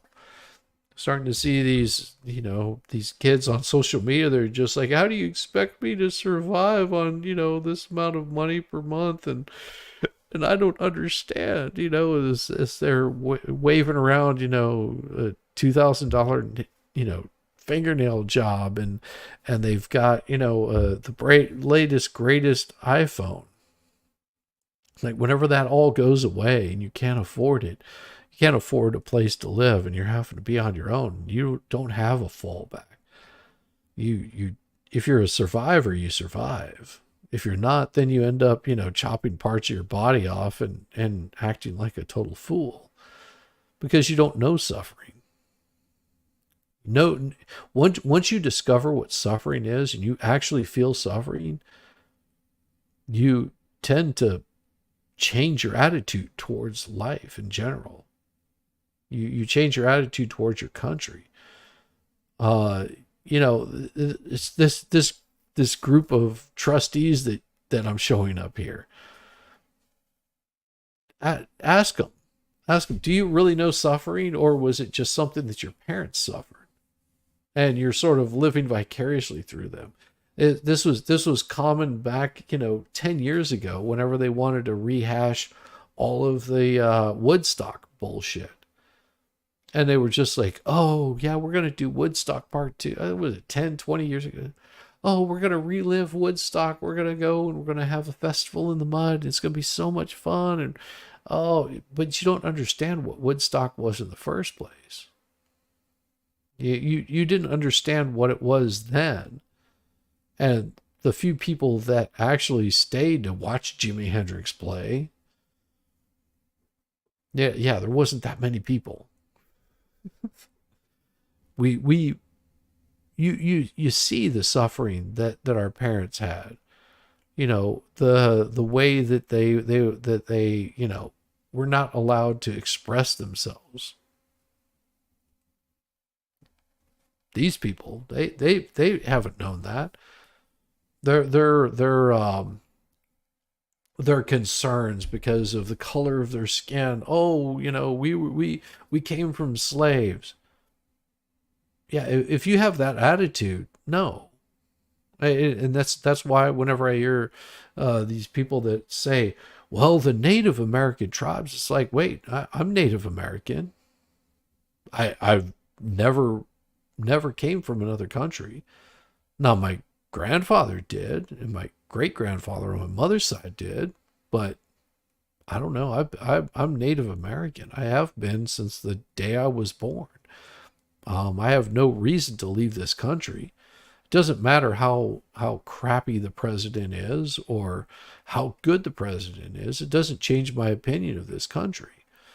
And it shouldn't for anybody else. We should be proud of our country, of our heritage, and carry on forth. There's some people that they don't want to. They want to live in the past of their parents. Hub's called. You're back. Welcome back. I hope your husband is doing well. Yeah, imagine if they had to live on $1,291 average monthly check Social Security recipients get. Exactly. I mean, when I started the workforce, minimum wage where I lived was $2.20. And it went up to $3.20. Imagine living off of that. That was minimum wage. That's what I was making at 16 years old. Minimum wage, $3.10. They gave a raise of $3.10, and then it went, it was $2.10, $2.20, and then it was $3.20. And I went to go work in pipeline construction. After working pipeline construction, I was making close to way much more money than I could imagine. I sort of screwed that up. But hey, a lot of damn money was being made whenever it was all going on. People miss out on the hard times. You have to suffer to appreciate the good times. If you don't suffer for some reason, you don't appreciate whenever something good happens. And I'm not saying that you have to suffer your entire life. You're appreciative. You can be appreciative of just existing. I mean, I can't tell you how many times I've been homeless or wondering where my next meal was going to be coming from. And I did not want to remain that way. That's, people talk about the starving musician. Man, oh man, I fought against that as much as I possibly could. I don't wear glasses. These are a filter to keep the blue light down on the screen. It helps with keeping me from getting headaches. I went and got LASIKs, and shit, I was making pretty decent money. Wasn't making a whole lot of good money, but I lived off of ramen noodles for 6 months just so I could afford to get LASIKs done on my eyes. So I would never have to purchase another freaking pair of glasses again. I mean, minimum wage is there to basically be some sort of fallback. It isn't supposed to be, well, that's the most that I can make. If that's the most that you can make, then you're doing something freaking wrong. If you think minimum wage is the best that you can do, then you need to change your attitude and start a business on your own. And if you don't think that you can start a business on your own, then you need to figure out how to survive off the little bit that you make. And it sucks. It absolutely sucks. Minimum wage was not put there for anything but college students and high school students to pay a few extra bills and learn how to manage their money. Sorry. Anyone and everyone can start their own business. Basically, invest in yourself. I mean, that's all I'm saying. Invest in yourself. If you think that you've got some special talent, you're working a job, you've got this special talent, you're the best person for that job, then invest in yourself. Do it better than the next fucking guy. Seriously. If you think you're that good at the job, never bitch about it. If you sit there and bitch about, oh, well, my boss sucks, blah, blah, they won't let me do. It doesn't matter. If you're the best person for that job, then you're going to do the best job that you can possibly do. And you're going to do it well. And you're going to do it better than anybody else could. And if you can't make money off of that, then you haven't invested in yourself. You haven't promoted yourself enough. Let's put it this way. I left working for Honda, the dealership that I worked for. Anytime I show back up over there just to say hi to all my old friends, they want to hire me back. They're just like, do you want to come back? You still got your tools? We'll make you a shop foreman. We'll offer you this, this, and this. We got all kinds of benefits. You want to come back? Because I invested in myself and I said, I can do this better than the next guy. And I didn't put up with all of their political bullshit that people wanted to have going on in what I just didn't get involved. I didn't get in the little petty fights. I showed up, did my job, and I figured out how best to help the people around me. If they wanted help, I was there to help them. I mean, was I the best mechanic? Oh, hell no. There was much better mechanics than me. But what I did was invest in myself and made it the best experience for me. I didn't give a shit about anybody else. Like, take care of me. Like, I'm the best at what I'm doing. Whenever I'm ripping apart an engine and I'm changing out rings, I'm going to be doing the best job that I can do. I'm going to do it right. I want to make sure that it moves on. I am going to be the best at whatever I can possibly do. And of course, I'm not going to be the best that there is, but I'm going to be the best for me because I'm investing in me. That's why I don't get involved in all the little bullshit YouTube drama. There's no point in it. Tell me what point would there be for me to get involved in YouTube drama, an argument over this creator, that creator, what they're doing or what they're saying or what kind of screwed up thing they've done. I stayed out of that shit whenever I was playing music. But it was, oh, well, hey, this guy's doing such and such kind of music and what did he say about your girlfriend? All this kind of, it's fucking high school drama show. If that's what you want to do in any sort of job, if you want to be into the freaking drama, then stay there. Stay there and do the fucking drama. You will find out how fast you lose friends, and you gain enemies and people that you didn't even think were going to be your enemies because you got involved in their drama. Stay out of the drama. Stay out of the bullshit. No drama, no garbage. Do the best that you can do. Put your nose down and have fun doing it. It's not hard.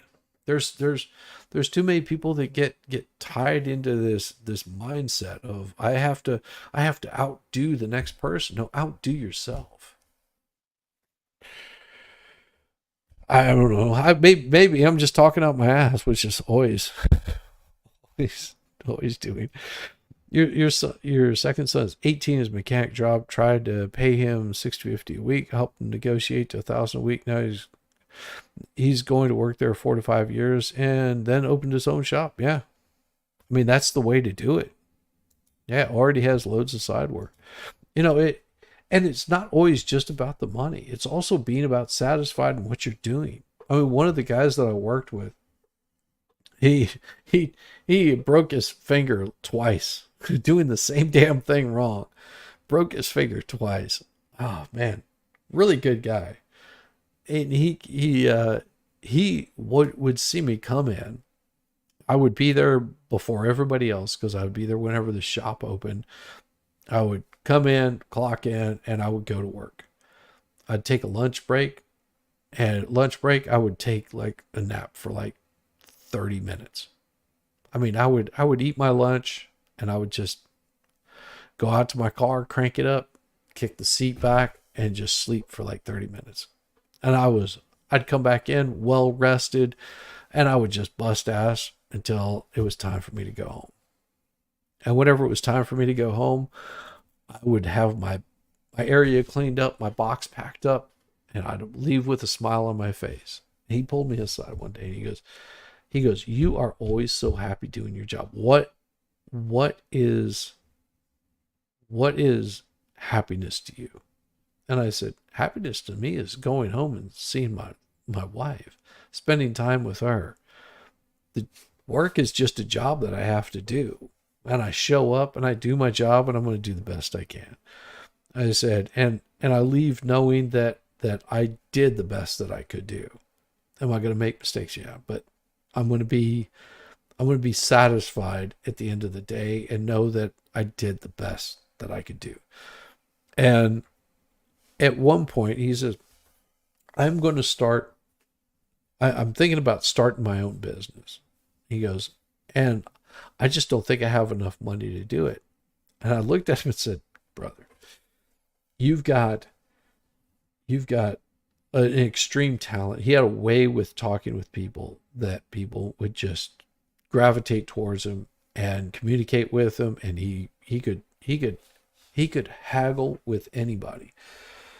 And after our talk, he had some other questions and I answered them, just, me being the philosophical idiot that I am.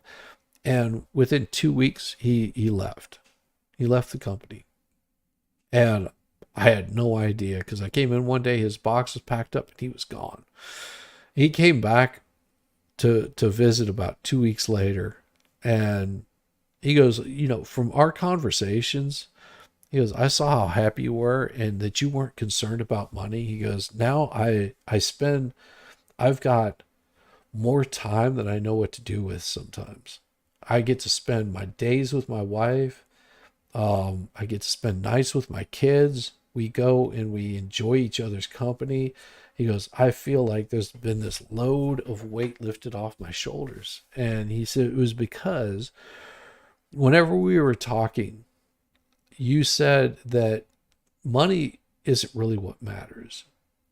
It is that you're spending time with the people that mean the most to you.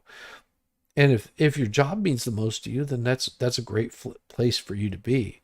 But if you're not spending time with your family, and if that's what means the most to you, you find a way to make it work. He goes, "I've opened up my own business. I have my own buy and sell business. I buy cars from dealers because I already knew all these people. They sell them to me for below market value because they've got some sort of issues with them. Maybe it just has a bad computer. I replace the parts that need to be replaced, and I turn around and sell them for 4 times the amount that they're worth." He goes, "I'm making hand over fist. I've got 2 great mechanics that do work. I have not got my hands dirty in 6 months. And I get to spend time with my family."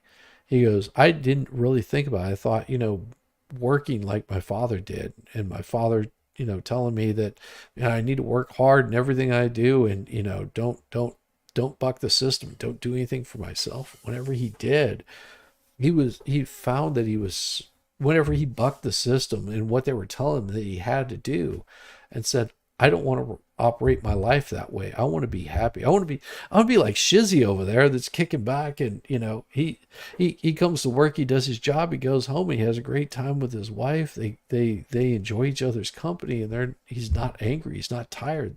At the end of the day, he's living a full life." He said that's what he wanted to do. Like I set an example It wasn't intentional, but it happened. And now he's making tons of money. He's happy. Yeah, make fun of everyone. I told them they weren't going to college unless they were very focused on a specific goal, but just show them how the market works and how simple it is to make more than most college graduates. Absolutely. I mean, if you want a job, go to college. If you want a career, then start working. Philippines, oh, awesome. I love it. Okay, I got off my soapbox now. Making fun of everybody. If we lived closer, I think we'd be buds. Yeah, probably. Before my accident, I was a major neat freak. Loved to clean. That's why I started my own cleaning business and made a great living at it. Exactly. And that is one of the things about it. College is pushed too much today. Everyone will always need a plumber, carpenter, roofer, electrician, and mason, but they will not always need a philosopher. Well, and colleges will give you more than just philosophers. I mean, you could learn to be a computer engineer. You can also learn some leadership skills in college. Like one of my nephews he's developed his own software. He's developed his own software that's paying him pretty good money. He has about 5 or 6 companies that use his software that he designed. He's a coder, is what he is. I mean, he went to college specifically to do computers, and we're talking about a kid that was a jock. I mean, he was into football, soccer, baseball, whatever sport was happening, he was into it, and he's also an amazing potter. He makes really, really great pottery. His stuff won him multiple championships. He learned how to build his own kiln. And that's, I mean, if he could go back to doing pottery, that's what he would do. And that's what he's working for. He said, what I want to do is I want to have my own place, my own house whenever I graduate. Everything that I'm doing he's got a goal. He's got a mindset. He goes, everything that I'm doing, I want to have my own house so I can have my own pottery kiln where I can make the pottery that I enjoy making and then sell it if I want to and keep it if I want to. And yeah, but he does coding and he makes money off of it. Plus he's a what do you call it? A TA, a teacher's assistant. So he makes money off of that too. Helps pay for part of his college. Now I do something completely different. I have to adapt when things go south. Yeah. God was watching out for me. I'm still here. 3 back surgeries and 1 neck surgery later. Oof. Oh, no fun. Oh. Extension, as long as we got this bond passed as soon as humanly possible. So that facilitated the need for this urgent and quick meeting that we're calling so we can make sure that the bond is approved and that keeps us in good standing and good graces with our garbage disposal company. So having said that, I'll ask any other board members if there's comments on this. Okay, hearing no comments, I'll ask Clerk Key for a roll call. Trustee Norwood? Aye. Trustee Tammy Brown? Aye. Trustee House? Aye. Trustee Belcher? Motion passed. Okay, and item C is the discussion and authorization of an ordinance 24-005, an ordinance establishing the position of Mayor Pro Tem. So I will read the ordinance into record. Whereas the Village of Dalton in Cook County, Illinois is a home rule municipality in Section 6A of Article 7 of the 1970 Constitution, State of Illinois, and such may exercise powers pertaining to the government. Whereas the Village Board of Trustees find it in the best interest and health of the safety and welfare of the village citizens to amend the Dalton Village Code and add the appointment of a permanent Mayor Pro Tem.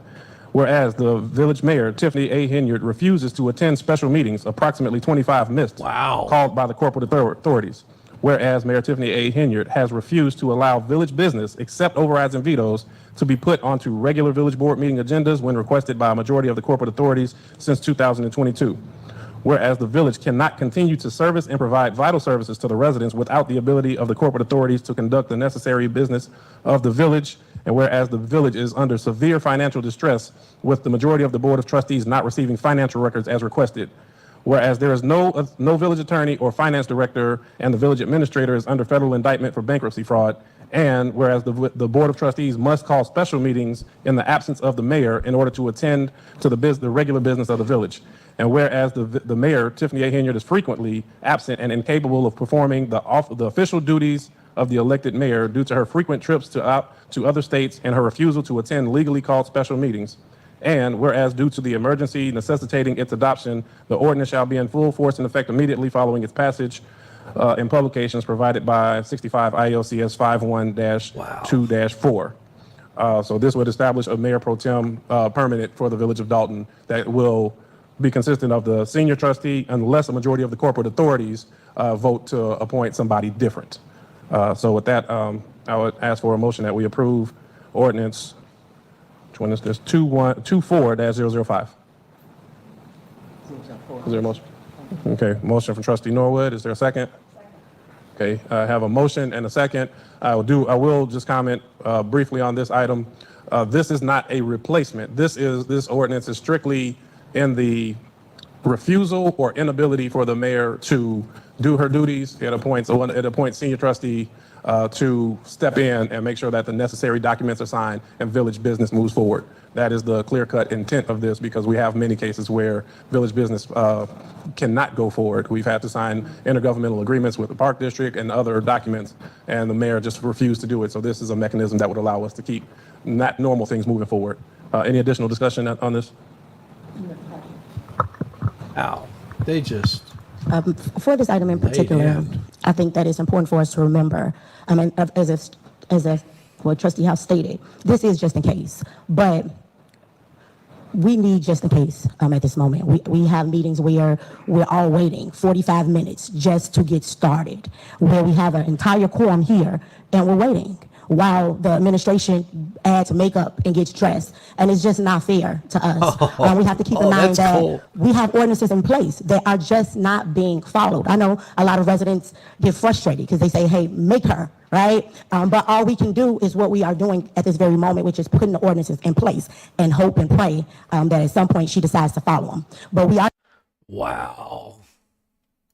Well, and you know, that's what one of their meetings looks like. I mean, could you imagine having a meeting like that where you're just like, you're waiting for somebody to show up and they don't show up. You're just like, what in the hell is going on?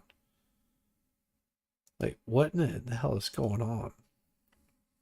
Well, this group might be able to help out. This WGN9. Gates, a spending spree in the south suburbs by an unapologetic politician. Last fall, we detailed some of the expenses billed to taxpayers, and tonight, Ben Bradley's back with new bills and new questions. Micah and Ray, Tiffany Henyard and her team travel in style. First-class airfare, fine dining, and five-star hotels. It's in sharp contrast to the communities they represent, which have a per capita income of $29,000 a year, and 20% of the population lives below the poverty level. I am in the White House. Tiffany Henyard has a taste for travel.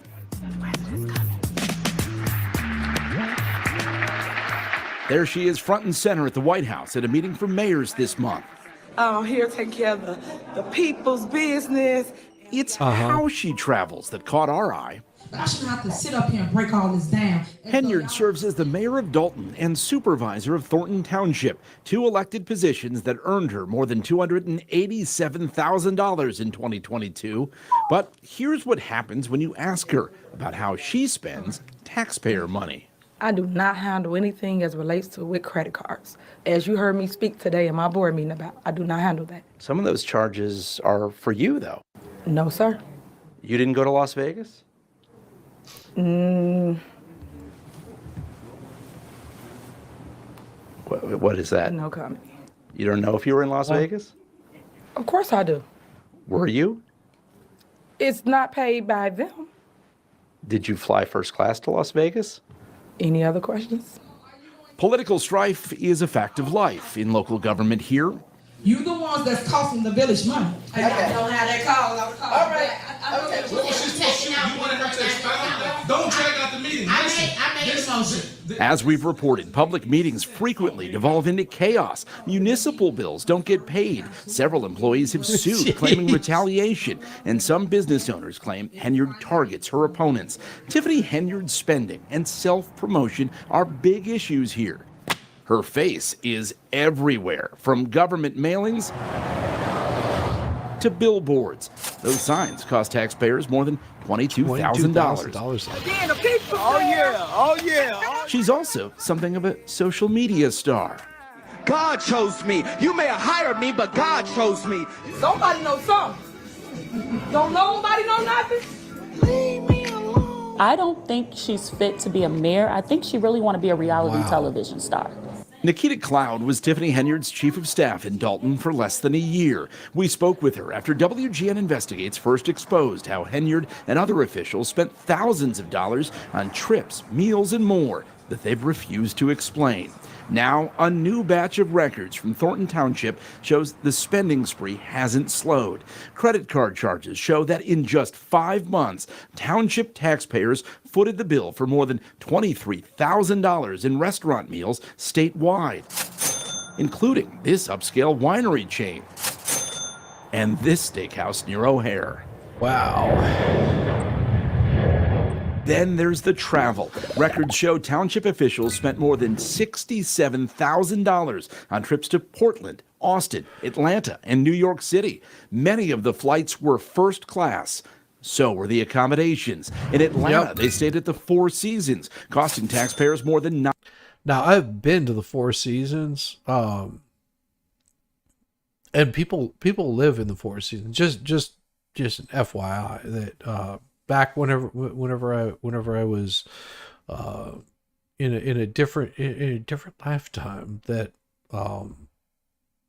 Chris what's his name from the Black Crows lived at the Four Seasons. I remember distinctly we were there for an event, and he was signing autographs because people were coming by because he's getting ready to go on tour with a different band he was going on tour with, and he was out front signing autographs, and I used to work with his bass player.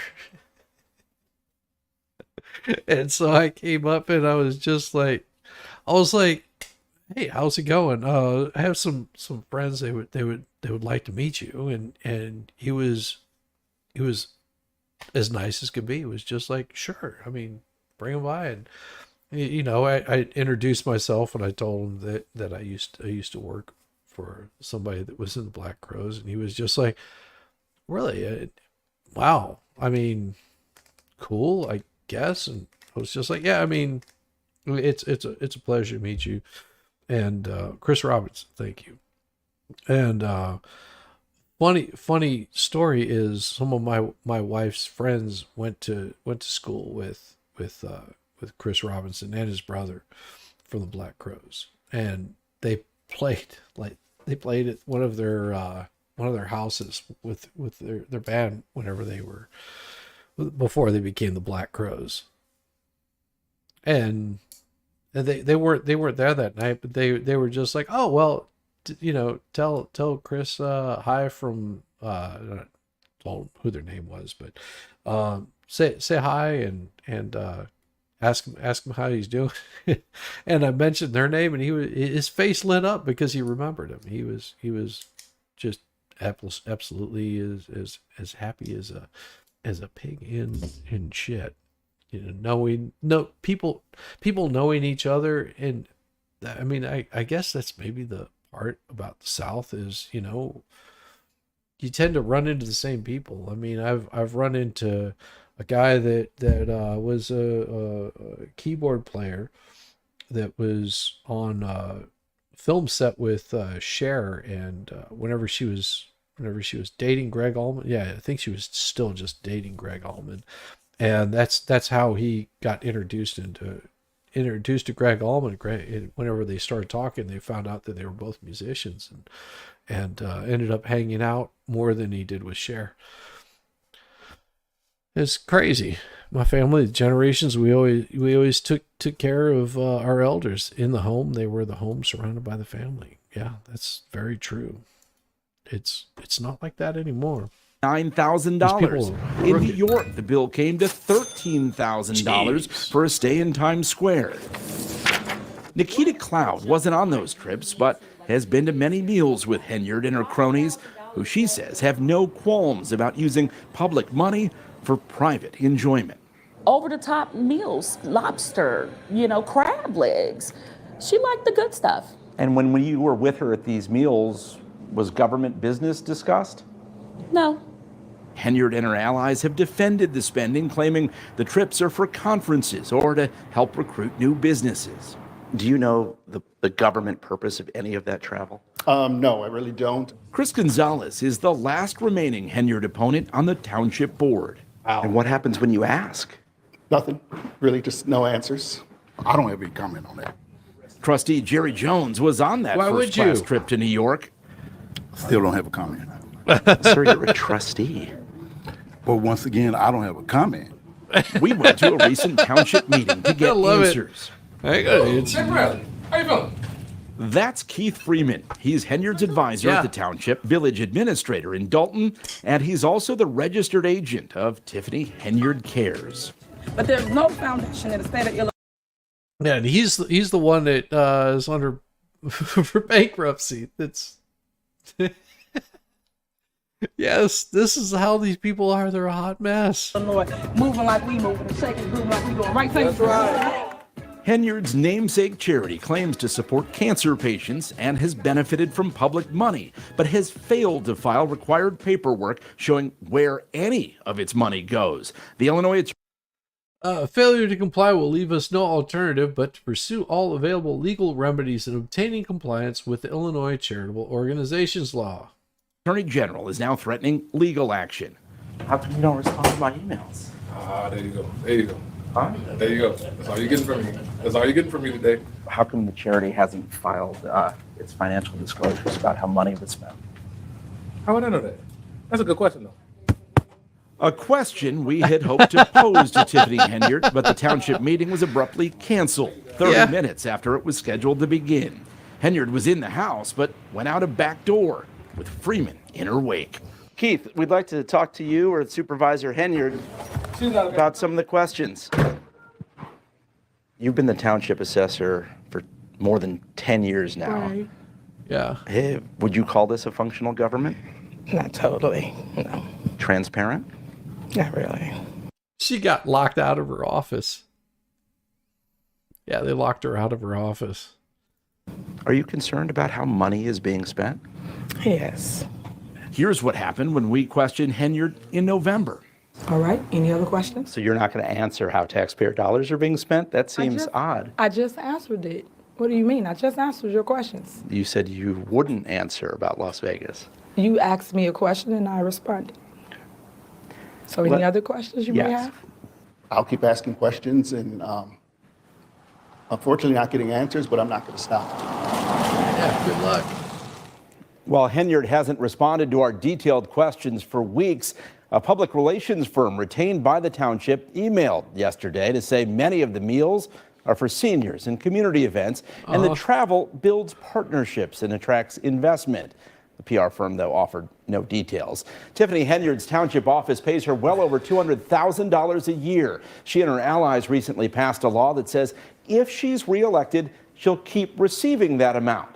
But if someone new takes over, their pay will shrink to just $25,000 a year, a move many say will discourage people from challenging Henyard for her job. But you're not. Wow. So if anybody challenges her, they're only going to make $25,000 a year? That's rough. Could you imagine? Like, that is not a position you would want to be in. Right there at all. Not at all. Story through fault, And with the pain and struggle, it's a testament of resilience and unwavering determination to fight for what is right. And let us stand united in the pursuit of justice, ensuring that our voices are heard and the struggles are acknowledged. And thank you for standing by me in this journey. Together, we will reclaim our city and pave the way for a brighter, more incredible future. Tiffany, you do not stand for my kid, and you do not stand for me. I helped you in this fight. You lied. You lied to us as residents. You do not stand for me. And I want you to step down as mayor today and save our village from this deficit that you have caused, because something is definitely wrong with you. And that mental illness bill that you want to pass, you need to get yourself checked. Okay. All right, calm down, calm down. Calm down. Time is up. Damn. You cannot disrupt the meeting. If the meeting is disrupted, we will disperse the meeting. Excuse me 1 second. Again, the sound is not working for the residents that are watching online. The sound is working. Well, they say it's not working. Okay. All right, go ahead. Sorry. Okay, my name is Reed Harvey. I'm a longtime resident since 1986. My question is, what was the financial status when Tiffany Henyard was elected? What has your administration done or accomplished to better that?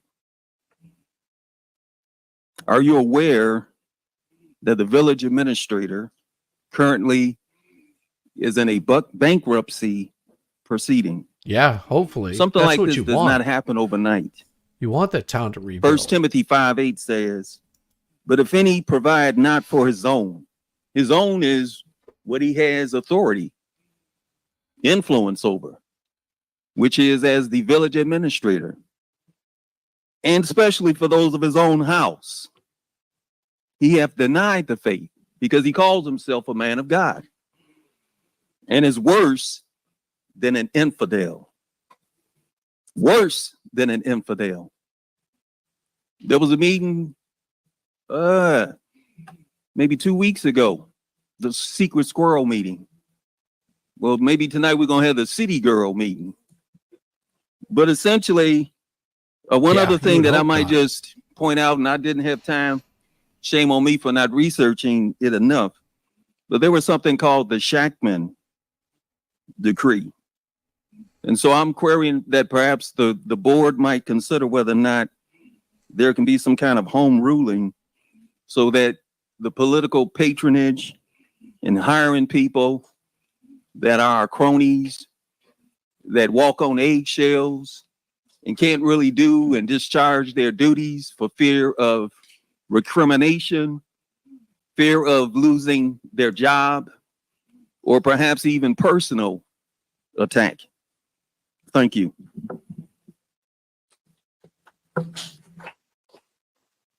Yeah, and these guys don't care. They don't care. This right here. Good evening. This right here is the Marie Antoinette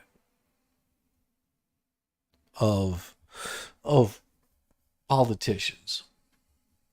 You remember what happened to Marie? Well, yeah, it wasn't pretty.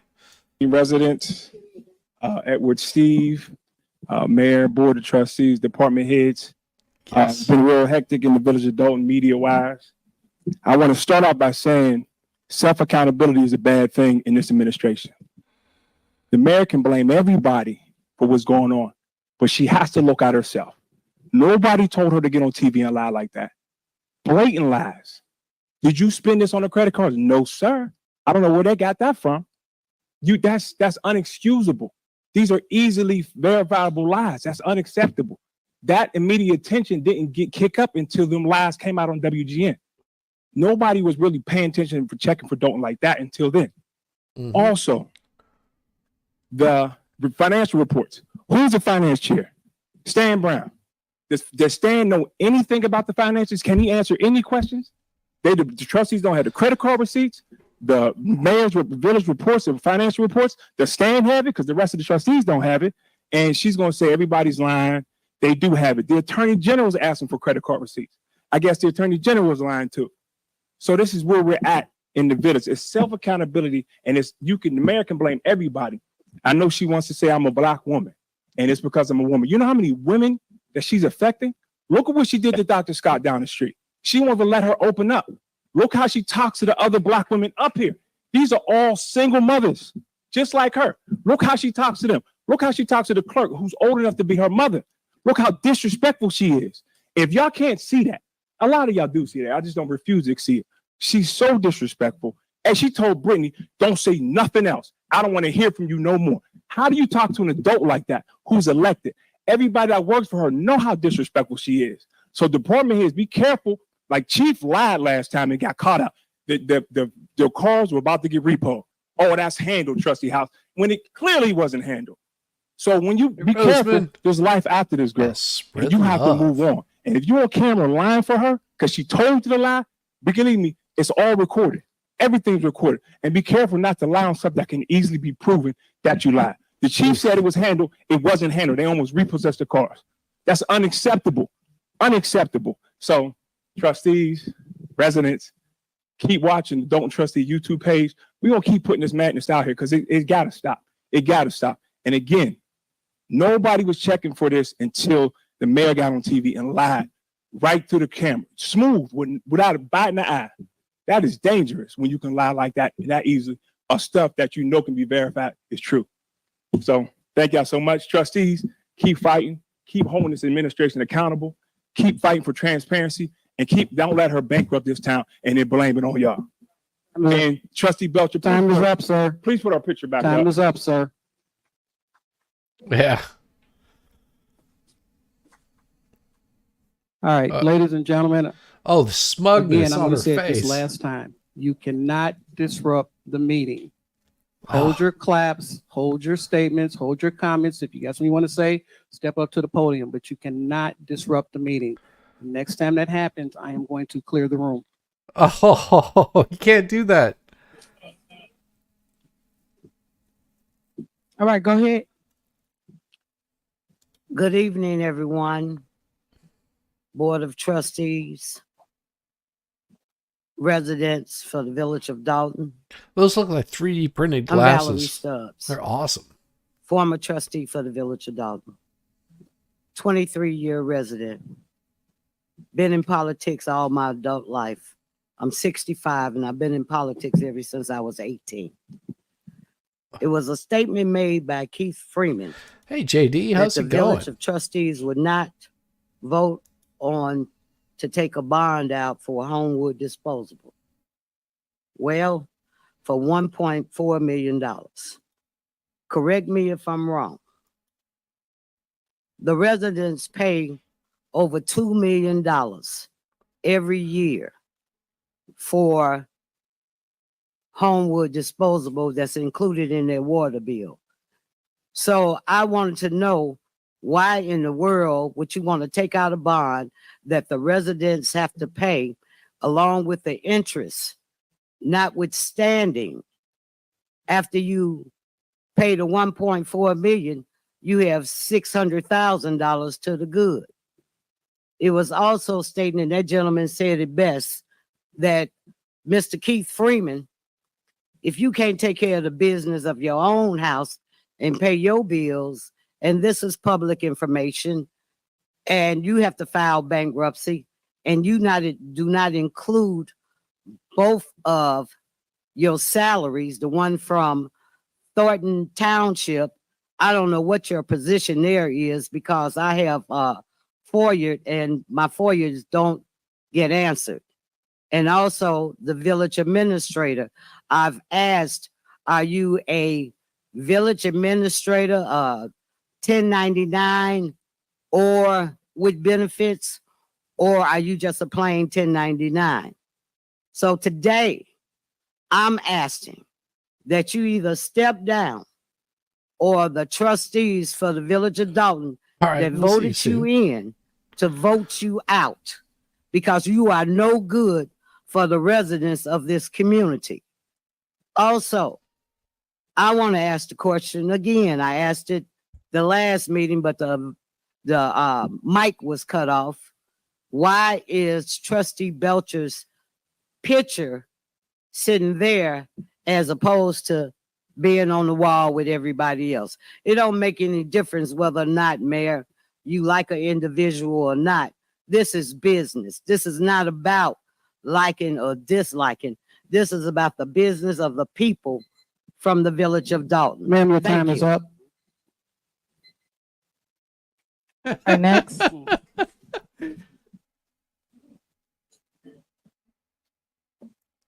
Oh, jeez. What a mess. Could you First imagine of being all, one of good these evening, everybody, trustees? to give me the chance to become in Dalton Village Hall to be talked, and whatever I will talk is nothing but truth. I've been in this village, been 10 years, Miss Mayor. I never have any problem to be disrespectful to my business, disrespectful to my neighborhood. I've been in this town, been 10 years. And the way I have revoked my license, I've been paying my tax good. If I made a mistake, you have a chance to give me the chance to be, I can create my any mistake what I made it. I will try my best to be whatever the violation I have giving on my paper is nothing but a lie. They say every time we have 15 Yeah, I know to 20 what you wanna police car say. come over there and helping do us. it, though. That's not good. They never help us like that. And we never expecting.